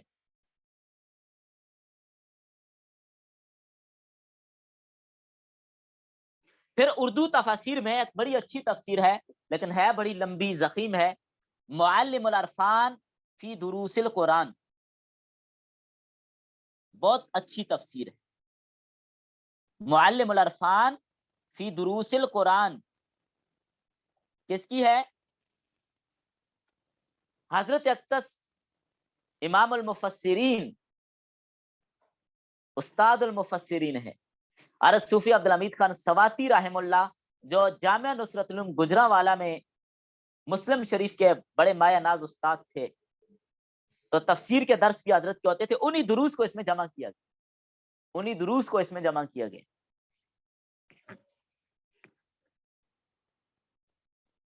بڑی لمبی تفسیر ہے, یہ 20 جلدوں میں ہے. اور انہی کے بھائی حضرت اقدس شیخ سرفراز خان صفتر رحم اللہ, جو دور قریب کے بہت بڑے محقق تھے, جن کو اللہ تعالیٰ نے علم حدیث میں بھی بہت مہارت دی تھی. عرب اور عجم میں ان کے شاگرد پھیلے ہوئے ہیں. حضرت مولانا سرفراز خان صفتر رحمہ اللہ تعالیٰ, ان کے جو درس ہیں, ان دروس کو اکٹھا کیا گیا ذخیرۃ الجنان فی فہم القرآن کے نام سے. 21 جلدوں میں دستیاب ہے, بڑے بھاری کاغذ پر اور بڑی مضبوط جلد میں ہے. لیکن حضرت کی کیسٹوں سے, چونکہ پنجابی میں درس تھے, یہ حضرت کی کیسٹیں سن کر یہ وہاں سے پھر اردو میں اس کو کر کے پھر اس کو جمع کیا گیا ہے. تو بہت آسان انداز سے, چونکہ حضرت نے بالکل عام لوگوں کے مجمع میں یہ تفسیر کہ درستیاں وہ ہیں، ورنہ حضرت تو بہت بڑے محقق عالم تھے، بڑی گہرائی والی باتیں ہوتی، لیکن اس میں وہ چیز گہرائی والی نہیں ہے، سادگی ہے، ساری سادہ سادہ آسان آسان باتیں ہیں، تکرار بہت زیادہ ہے۔ تو چونکہ لکھنے والے آگے اور لوگ تھے، اس لیے بعض باتیں اس پر مجھے شبے میں ڈالتی ہیں، ان پر میں کچھ کہہ نہیں سکتا۔ کتنے بڑے محقق عالم تھے، اتنے بڑے محقق شخصیت تھے، بہت بڑے عظیم آدمی تھے، تو چونکہ آگے تفسیر لکھنے والوں نے تو آگے کاروبار شروع کیا نا۔ تو بہرحال چلیں، عارت زندگی میں خود یہ کام کرتے پھر تو کمال ہی ہو جاتا۔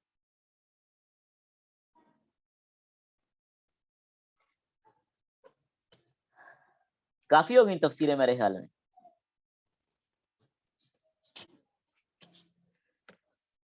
اچھا، غیر مقلدین کی ایک تفسیر ہے، تفسیر ثنائی۔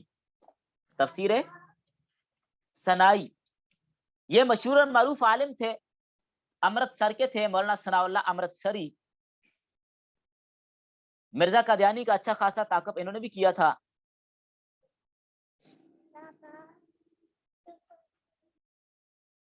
تو انہوں نے بھی ایک تفسیر لکھی ہے، تفسیر ثنائی کے نام سے۔ ہر صورت کے شروع میں اس کا خلاصہ بھی انہوں نے بیان کیا ہے، اور پھر ہر صورت کا شان نزول بھی بیان کرنے کی کوشش کی ہے۔ اس کے اندر بھی صرف اور نحو کو زیادہ لیا گیا ہے، منطقی اور عقلی دلائل بھی ہیں۔ یہ وہی ہے مرزا قادیانی نے جن کو کہا تھا کہ اگر میں سچا ہوا تو آپ پہلے مر جائیں گے، تو پھر مرزا پہلے مر گیا تھا، حضرت تو اس کے کئی سال بعد فوت ہوئی، تو مرزے کی پیشن گوئیاں یہاں پر بھی جھوٹی ہوئی تھی۔ یہ تفسیر منیر بھی ہے، لیکن وہ اتنی زیادہ کوئی مشہور معروف نہیں ہے۔ اور ایک تفسیر بصیرت بھی ہے، اور ایک اور آپ کو آخر میں بتاتا چلوں، مختصر، بہت ہی مختصر، تفسیر محمود، 3 جلدوں میں ہے، تفسیر محمود کس کی ہے؟ مفتی محمود رحم اللہ۔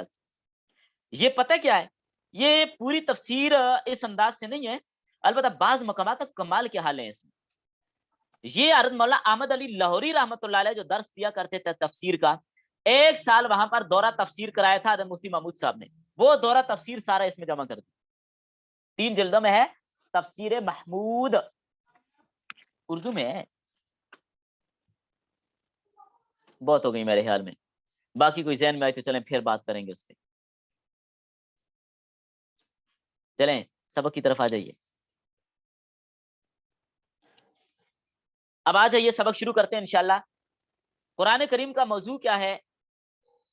انسان مکلف۔ غرض و غائد کیا ہے؟ آپ بھائی ترجمہ تفسیر پڑھ رہی ہیں، غرض و غائد کیا ہے؟ سعادت الدارین کا حصول۔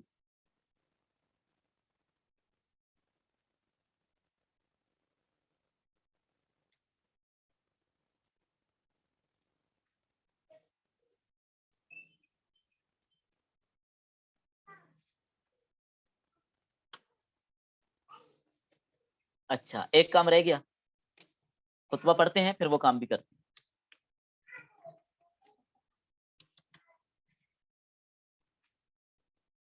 بسم اللہ الرحمن الرحیم۔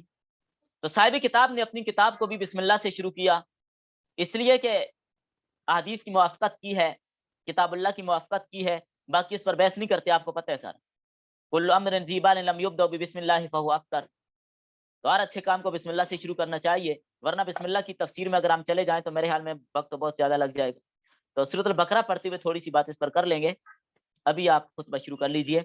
الحمدللہ حمدا موافیا لنعمہ مکافیا لمزیدہ۔ فرماتے ہیں تمام تعریفیں اس اللہ کے لیے ہیں، تمام تعریفیں اس اللہ کے لیے ہیں، اس کی موجودہ نعمتوں پر، اور وہ نعمتیں جو بعد میں ہونے والی مزید نعمتیں، مزید جو اس کے احسانات ہیں ان کے مکافات کرنے والی ہیں۔ والصلاۃ والسلام، اور صلاۃ و سلام ہو علی سیدنا محمد، ہمارے آقا پر، ہمارے سردار پر جن کا نام محمد ہے، وآلہ، اور آپ کی آل پر، وصحبہ، اور آپ کے صحابہ پر، وجنودہ، اور آپ کے سارے معاونین پر۔ جنود آپ کا لشکر، مددگار آپ کے معاونین، جو بھی آپ کے مشن کا معاون ہے ان سب پر صلاۃ و سلام۔ اب دیکھیے ہر آدمی نے اپنی کتاب کو حمد و ثنا سے شروع کیا تاکہ ابتدا میں اللہ کی تعریف ہو جائے اور اللہ کے نام کی برکت حاصل ہو جائے، پھر نبی کریم صلی اللہ علیہ وسلم پر صلاۃ و سلام اس کے بعد، تو یہ ترتیب ہوتی ہے، اسی ترتیب کو ملحوظ رکھتے ہوئے نبی صلی اللہ علیہ وسلم پر صلاۃ و سلام کے ساتھ اس کو شروع کیا کہ آپ صلی اللہ علیہ وسلم پر صلاۃ ہو اور آپ پر سلام ہو، یعنی ہر طرح کی رحمتوں اور برکات کا نزول نبی کریم صلی اللہ علیہ وسلم پر ہو۔ اس میں تو علمی بحث میں اگر جائیں گے تو بات لمبی ہو جائے گی، علمی بحث آپ دوسری کتابوں میں آپ پڑھتی رہی ہیں۔ اب دیکھیے اگلی بات جو یہاں پر یہ فرمائی، وَآلِهِ وَصَحْبِهِ وَجُنُودِهِ، آپ کی آل پر، تو آل سے مراد کل تقی و نقی فہو آلہ، جو بھی نیک صالح پاک باز ہیں وہ آپ کی آل ہے، یعنی جو بھی متقی ہیں وہ سب آپ کی آل میں شامل ہیں، وصحبی، اور آپ کے جتنے بھی صحابہ ہیں، آپ کے جتنے بھی ساتھی ہیں، اور وجنودی، آپ کے جتنے بھی مددگار ہیں، ان سب پر کیا ہو؟ صلاۃ و سلام ہو۔ اب رہی بات کہ آپ کے ذہن میں تو یہ بات آ رہی ہے صلاۃ و سلام تو صرف انبیاء کے لیے ہے، یہاں پر آپ کی آل اور آپ کے صحابہ کو اور باقی جتنے بھی آنے والے مددگار معین ان کو کیوں شامل کیا گیا؟ جواب یہ ہے کہ انفرادی طور پر صلاۃ و سلام کسی ایک آدمی کو، مثال کے طور پر کسی کا نام لیا، کسی غیر نبی کا، اور ساتھ علیہ السلام کہا، تو یہ تو درست نہیں ہے۔ ہاں ضمنی طور پر کہا جا سکتے، جیسے اللہم صلی علی محمد وعلی آل محمد، تو یہاں پر بھی ضمنی طور پر کہا گیا۔ بات سمجھ آ رہی ہے آپ کو؟ تو صلاۃ اور سلام ضمنی طور پر غیر نبی کے لیے بھی پڑھے جا سکتے ہیں، باقی دعائیہ طور پر سبھی کے لیے پڑھے جا سکتے ہیں، اس میں کوئی عرض کی بات نہیں ہے، لیکن پھر سامعین کے لیے امتیاز کرنا مشکل ہو جائے گا کہ جس آدمی کا نام لیا وہ نبی ہے یا غیر نبی ہے، تو اس لیے اس کے لیے کچھ پہچان مقرر کر دی۔ آپ دیکھیں جو صحابی ہے اس کے نام کے ساتھ اگر کوئی علیہ السلام کہے تو ناواقف آدمی سمجھے گا کہ بھائی نبی کا نام لیے۔ اب آپ آگے آ جائیے، صحابی کے لیے جو الفاظ وضع ہیں وہ رضی اللہ تعالی عنہ ہیں کہ اللہ تعالیٰ ان سے راضی ہو گئے، یہاں پر جملہ خبریہ ہے۔ اب غیر صحابی کے لیے یہ الفاظ استعمال کر سکتے ہیں یا نہیں کر سکتے؟ تو غیر صحابی کے لیے بالکل استعمال کر سکتے ہیں، جائز ہے، منع نہیں ہے، غیر صحابی کے لیے بھی رضی اللہ عنہ استعمال کر سکتے ہیں، لیکن جملہ خبریہ کے طور پر نہیں، جملہ انشائیہ کے طور پر، دعائیہ کے طور پہ کہ اللہ ان سے راضی ہو جائے۔ جیسے ہم کہتے ہیں کسی کا ہم نے نام لیا، مثال کے طور پر حضرت حسن بصری رضی اللہ تعالیٰ عنہ، حضرت شیخ عبد القادر جیلانی رضی اللہ تعالیٰ عنہ، تو کیا مطلب اللہ ان سے راضی ہو، دعا ہے، دعائیہ جملہ ہے۔ اور جب صحابی کی بات ہوگی تو صحابی کے بارے میں وہ خبریہ کہ اللہ ان سے راضی ہو گیا ہے، بس خبر دی جا رہی ہے، اس لیے کہ صحابہ کی رضا کا اعلان ہو گیا، باقی کسی کے لیے بھی رضا کا اعلان نہیں ہے، اگرچہ نیک صالح متقی لوگ ہیں لیکن رضا کا اعلان دنیا میں نہیں ہے، رضا کا اعلان ان کے لیے جنت میں ہوگا۔ اب آپ دیکھیے غیر صحابی کے لیے رضی اللہ عنہ کہنے اس اعتبار سے جائز ہوا، لیکن لوگ فرق نہیں کر پائیں گے، کسی کا نام لے کر آپ رضی اللہ عنہ کہیں، لوگ کہیں گے پتہ نہیں بھائی یہ صحابی کا نام لیا شاید، تو اس لیے فرق رکھنے کے لیے، فرق ملحوظ رکھنے کے لیے آپ غیر صحابی کے لیے رحمت اللہ علیہ کے الفاظ استعمال کریں تاکہ لوگ فرق کر سکیں۔ بات سمجھ آ گئی؟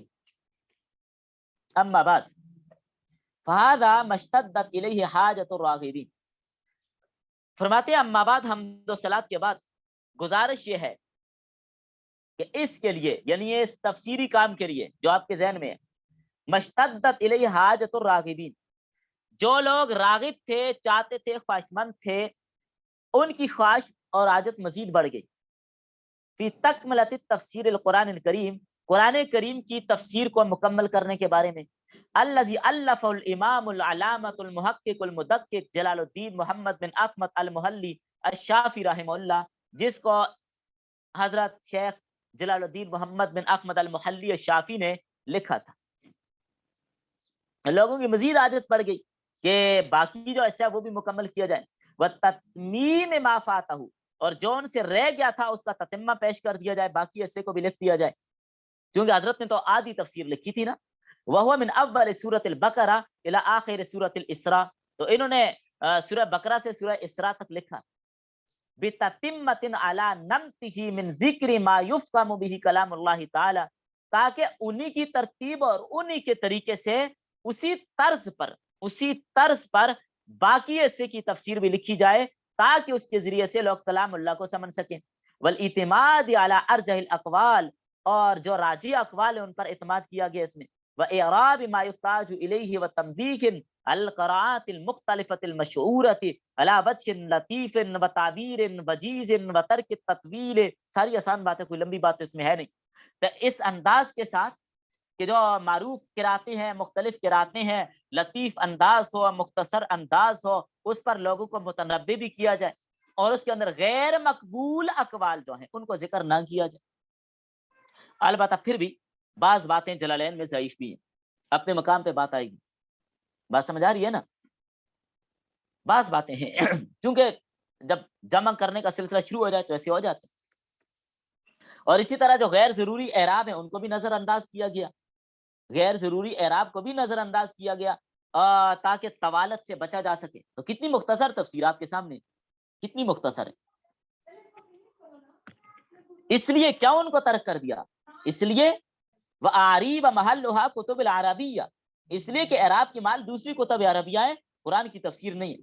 وَاللَّهُ أَسْأَلُ النَّفْعَ بِهِ فِي الدُّنْيَا وَأَحْسَنَ الْجَزَاءِ عَلَيْهِ فِي الْعُقْبَى بِمَنِّهِ وَكَرَمِهِ. آخر میں دعائیہ جملہ بولا کہ اس کے ذریعہ سے، اس تفسیر کے ذریعہ سے دنیا میں نفع کا طالب ہوں اور آخرت میں اللہ کے کرم اور اس کے فضل کا طالب ہوں، کہ اپنے کرم اور اپنے فضل کی برکت سے اللہ تعالی سے بہتر بدلے کا امیدوار ہوں. فی العقبیٰ بمنہ وکرمہ، بہتر جزا اور بدلے کا طلبگار ہوں. یہ ہو گیا جناب اس کا خطبہ. تو ابھی ان حضرات کا تھوڑا تعارف ہو جائے. یہ دو حضرات جو ہیں، اچھا یہ جو تفسیر ہے نا، تفسیر جلالین دو حضرات کی ہے. سورت فاتحہ کی تفسیر یہاں پر شروع میں کیا نہیں ہے؟ سورہ بقرہ سے شروع کیا نا، جلالین سورہ بقرہ سے شروع ہوتی، فاتحہ تو شروع میں نہیں ہے. تو بھائی سورت فاتحہ کی تفسیر چونکہ علامہ محلی نے کی ہے، اس لیے انہوں نے نصف آخر کے ساتھ اس کو جوڑ دیے. تو نصف آخر ان کا ہے اور نصف اول جو علامہ سیوطی کا ہے، اس لیے اس میں بقرہ سے شروع کیا. آگئی سمجھ؟ بات سمجھ آ گئی نا؟ یہ جلال الدین نام کے چار بزرگ تھے. جلال الدین نام کے کتنے بزرگ تھے؟ چار. جلال الدین رومی، یہ بہت بڑے صوفی تھے، صوفیاء میں تھے، علم تصوف کے بڑے ماہر تھے. اور جلال الدین دوانی، یہ منطق میں بہت مہارت رکھتے تھے. اور جلال الدین محلی الشافی، یہ بھی تفسیر والے تھے. اور جلال الدین سیوطی، یہ جو امام جلال الدین محلی تھے، ان کی پیدائش 791 ہجری ہے اور وفات 864 ہجری ہے.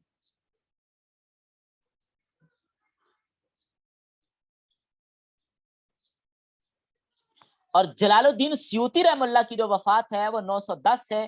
وفات میں کئی اقوال ہیں. 22 سال کی عمر میں انہوں نے یہ تفسیر لکھی ہے. امام سیوطی کی ایک تفسیر اتقان بھی ہے، لیکن اس کے اندر بھی روایات کمزور ہیں.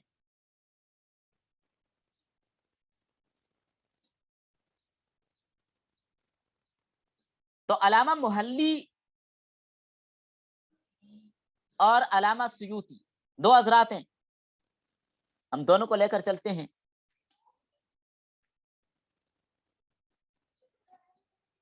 تو صاحب جلالین جنہوں نے دوسرا حصہ لکھا، نام ان کا سمجھ آ گیا آپ کو؟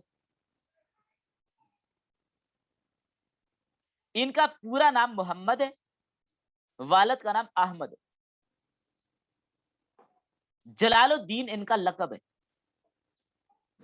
جلال الدین ان کا لقب ہے.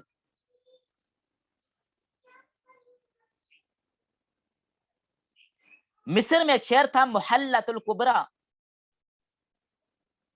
اس کی طرف منسوب کر کے محلی کہتے ہیں. 73 سال ان کی عمر ہے. رمضان المبارک کے مہینے میں وفات ہوئی. بہت علمی شخصیت تھے. بہت ساری اور بھی متعدد تصانیف ہیں ان کی. جمع الجوامع، جلالین نصف ثانی، سورہ کاف سے انہوں نے ابتدا کی ہے، اور پھر نصف اول میں سورۃ فاتحہ کی تفسیر بھی انہی کی، نہیں سورۃ فاتحہ کی ان کی نہیں ہے، وہ سورۃ فاتحہ بھی نہیں لکھ سکے تھے، سورۃ فاتحہ انہوں نے شروع کی تھی کہ دائی اجل کو لبیک کہہ گئے۔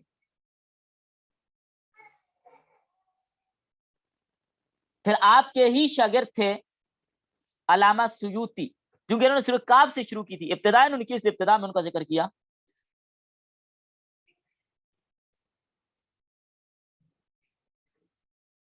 تو ان کے جو شاگرد تھے ان کا نام عبد الرحمن بن ابو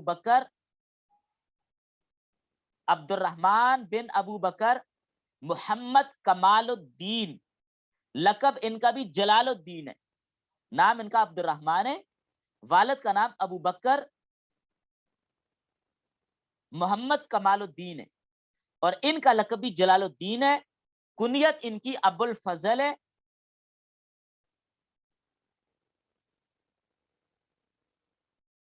سیوط علاقہ ہے، اس کی طرف منسوب ہے، دریائے نیل کے مغربی جانب پر یہ شہر ہے۔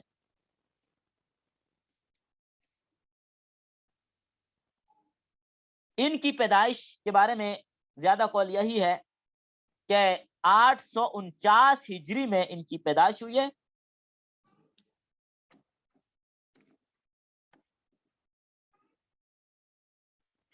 بچپن میں ہی ان کے والد فوت ہو گئے تھے،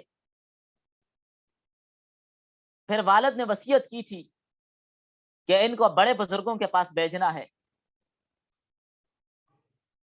اور ان حضرات سے انہوں نے علم حاصل کیا۔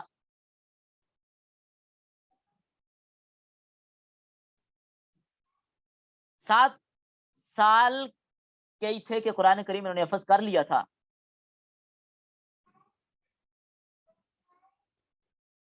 پھر کچھ چھوٹی چھوٹی کتابیں اور بھی انہوں نے حفظ کی ہیں، جی محلی کے شاگرد ہیں۔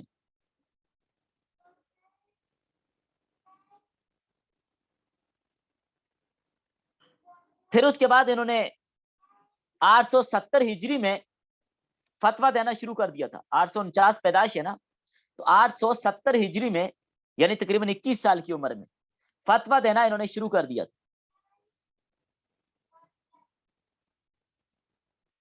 اور پھر اس کے بعد مختلف فنون میں کام کرنا انہوں نے شروع کر دیا۔ حضرت نے خود لکھا ہے کہ 7 علوم نے اللہ نے مجھے مہارت دی ہے، تفسیر، حدیث، فقہ، نحو، معانی وغیرہ۔ اور حضرت نے یہ بھی ایک بات لکھی ہے کہ یہ سارا کچھ مجھے کیسے ملا، آج کے موقع پر جب میں نے آب زمزم پیا تو اس وقت میں نے یہ نیت کی تھی کہ فقہ میں شیخ سراج الدین اور حدیث میں حافظ ابن حجر کے مرتبے کو پہنچ جاؤں۔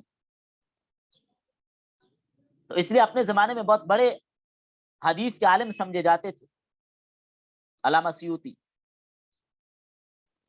حضرت نے خود لکھا ہے کہ مجھے 2 لاکھ حدیثیں یاد ہیں۔ علامہ سیوطی نے، میں نے بتایا نا کہ علامہ سیوطی نے زمزم پیتے وقت یہ نیت کی تھی کہ یا اللہ مجھے فقہ میں اتنا رتبہ دے جیسے شیخ سراج الدین کو ملے، اور حدیث میں اتنے بلند مقام پر پہنچا جیسے حافظ ابن حجر اسقلانی کو پہنچائے۔ تو اس لیے زمزم پیتے وقت جو نیت کریں گے، دعا کریں گے، وہ قبول ہوتی ہے نا۔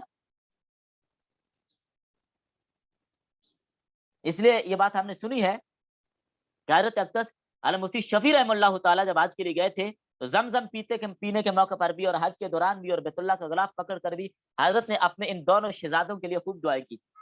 شہزادوں سے مراد آپ کو سمجھ آ گئی ہوگی، شیخ الاسلام عالم مفتی تقی عثمانی اور مفتی اعظم پاکستان حضرت مفتی رفیع عثمانی، ان دونوں کے لیے بڑی دعائیں کی۔ آج دیکھیں عرب لوگ کوئی مشکل مسئلہ ہوتا ہے تو مفتی تقی صاحب کے قدموں میں آتے ہیں، اگرچہ فقہ میں وہ مالکیوں، حنبلیوں، شافیوں مشکل مسئلے میں رجوع کرتے ہیں تو مفتی تقی صاحب کی طرف کرتے ہیں آج بھی، خصوصاً بیوع میں، اور عربوں کے بڑے بڑے علماء کے تبصروں کی ویڈیوز اور آڈیوز آئی ہیں جن میں انہوں نے حضرت کی جو فقہ البیوع ہے اس پر جو تبصرے کیے ہیں، کمال کیا، تو حضرت کی دعا ہے۔ اور حضرت اقدس علامہ یوسف بن نوری رحمہ اللہ تعالی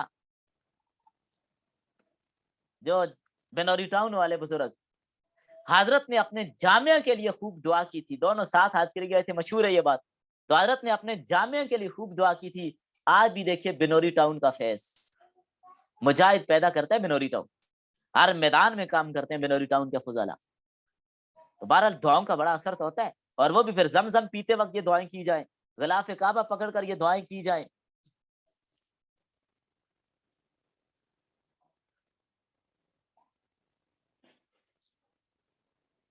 تو 40 سال کی عمر تک حضرت افتاء کا کام کرتے رہے، پھر ان چیزوں سے سائڈ پہ ہو گئے، پھر ریاضت اور عبادت شروع کر دی تھی.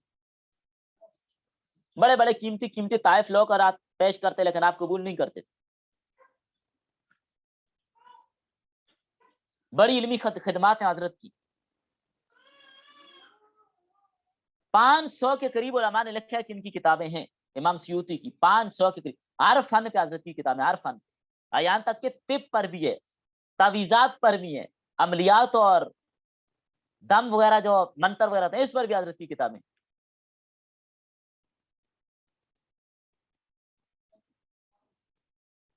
علوم القرآن آپ کی اچھی کتاب ہے، الاتقان فی علوم القرآن کے نام سے بہت اہم کتاب ہے. بہرحال آپ نے جمعہ کے دن 911 ہجری کو دائی اجل کو لبیک کہا. اللہ تعالیٰ ان سارے حضرات کی قبروں پر کروڑوں رحمتیں نازل فرمائے. تو یاد رکھیے ایک بات، جو بھی کتاب، جس مصنف کی کتاب آپ پڑھتے ہیں، اس کتاب کو پڑھنے سے پہلے یہ نیت ضرور کر لیجئے کہ یا اللہ اس کتاب کو ہم پڑھتے ہیں، اس کے پڑھنے کا احصال ثواب فلاں کو پہنچا دے. ہم نہ بھی کہیں پھر بھی پہنچے گا، لیکن اس سے خاص فیض حاصل ہوگا، یہ بات یاد رکھیے، اس سے خاص فیض حاصل ہوگا. سمجھ آ گئی بات؟ تفسیر جلالین زیادہ تر لی گئی ہے، ماخذ اس کے کیا ہیں؟ اصل میں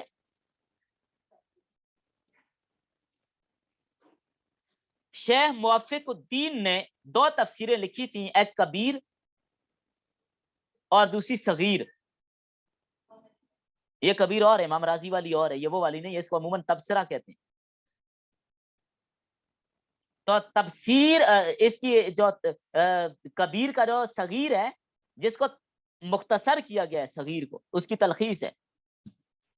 تو شیخ جلال الدین محلی کا اعتماد زیادہ اسی پر تھا، تو امام جلال الدین سیوطی نے بھی اسی پر اعتماد کیا. آپ دیکھیں نا، دونوں بزرگوں نے جو تفسیر کیا، محلی نے اور سیوطی نے، فرق کوئی نہیں ہوتا، لگتا یوں ہے ایک ہی بندے کی ہے.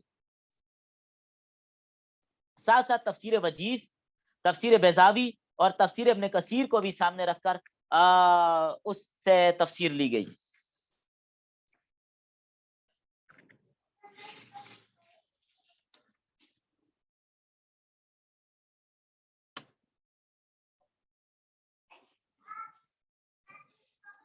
جلالین کا مرتبہ تفسیری کتب میں کیا ہے؟ تو یاد رکھیں تفسیری کتب 3 طرح کی ہوتی ہیں. مرتبہ جلالین کا آپ کو معلوم ہونا چاہیے. ٹائم تو ہو گیا، چلیں 1-2 منٹ میں پوری کرتے ہیں بات. تفسیری کتب 3 طرح کی ہیں. نمبر 1 مختصر اور وجیز،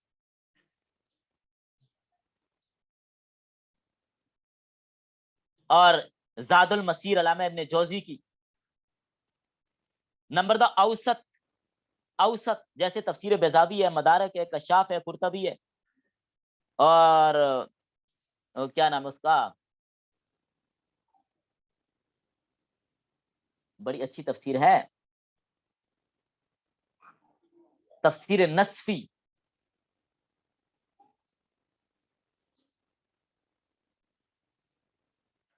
نمبر 3 مبسوط، مبسوط لمبی تفسیریں، جیسے روح المعانی ہے، تفسیر کبیر ہے امام راضی کی. اردو میں آ جائیں تو معلم اور عرفان ہے. تو جلالین کون سی قسم ہے؟ وجیز، مختصر. متن اور تفسیر کے الفاظ برابر ہیں، تقریباً برابر برابر ہیں. جتنے الفاظ آیات قرآنی کے ہیں اتنے الفاظ تفسیر کے، اس سے کوئی زیادہ نہیں ہے. تو تفسیری درجے میں یہ کیا ہے؟ مختصر ہے.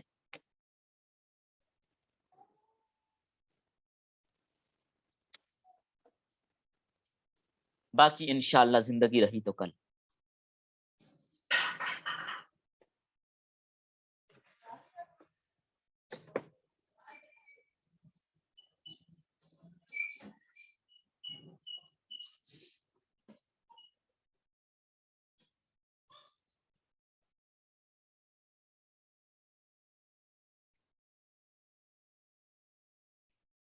بالکل تعویذ لے سکتے ہیں، اس میں کوئی حرج کی بات نہیں ہے.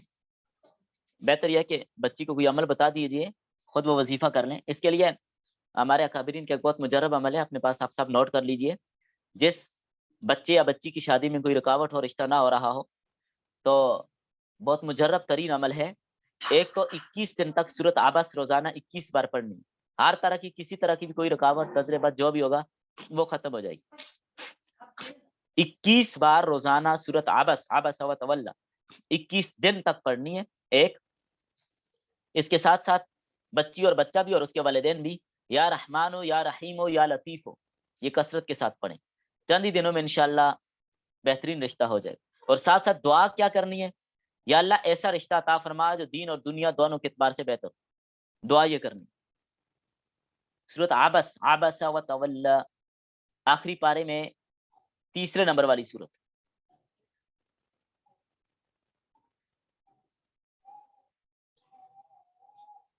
اللہ تعالیٰ استقامت دے آپ کے بیٹے کو.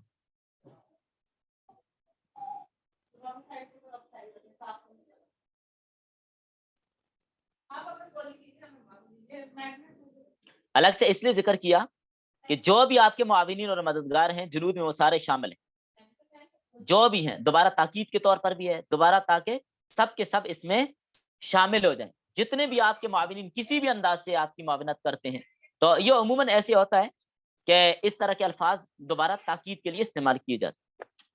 آپ نے خطبہ کی تقریریں سنی ہوگی، ایک لفظ کے کئی مترادف الفاظ بول دیتے ہیں، ایک کا بھی وہی معنی، دوسری کا بھی معنی، تیسری کا بھی وہی معنی، مقصد ایک ہی ہوتا.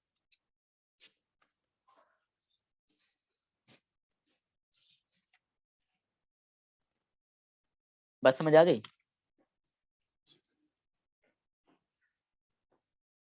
معصور کا مطلب یہ ہے تفسیر معصور، یعنی جو آثار صحابہ سے لی گئی، صحابہ کے اثر سے جو روایات جو جمع کی گئی تھی ان کو جمع کر کے اکٹھا کیا گیا، اس کو معصور کہتے ہیں.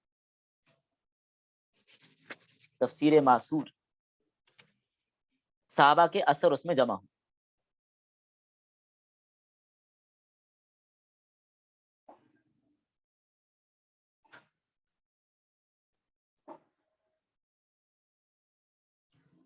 جیسے سہولت تو پڑھ سکتے ہیں، ایک نشست تو ہونا ضروری نہیں ہے. کون سے چار نام؟ چار نام کون سے؟ مجھے سمجھ نہیں آئی. نہیں، مل کر نہیں پڑھنی، ایک نے خود ہی پڑھنی ہے.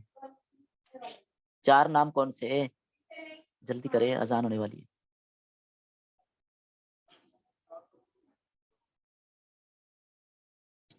یا رحمانو یا رحیمو یا لطیفو.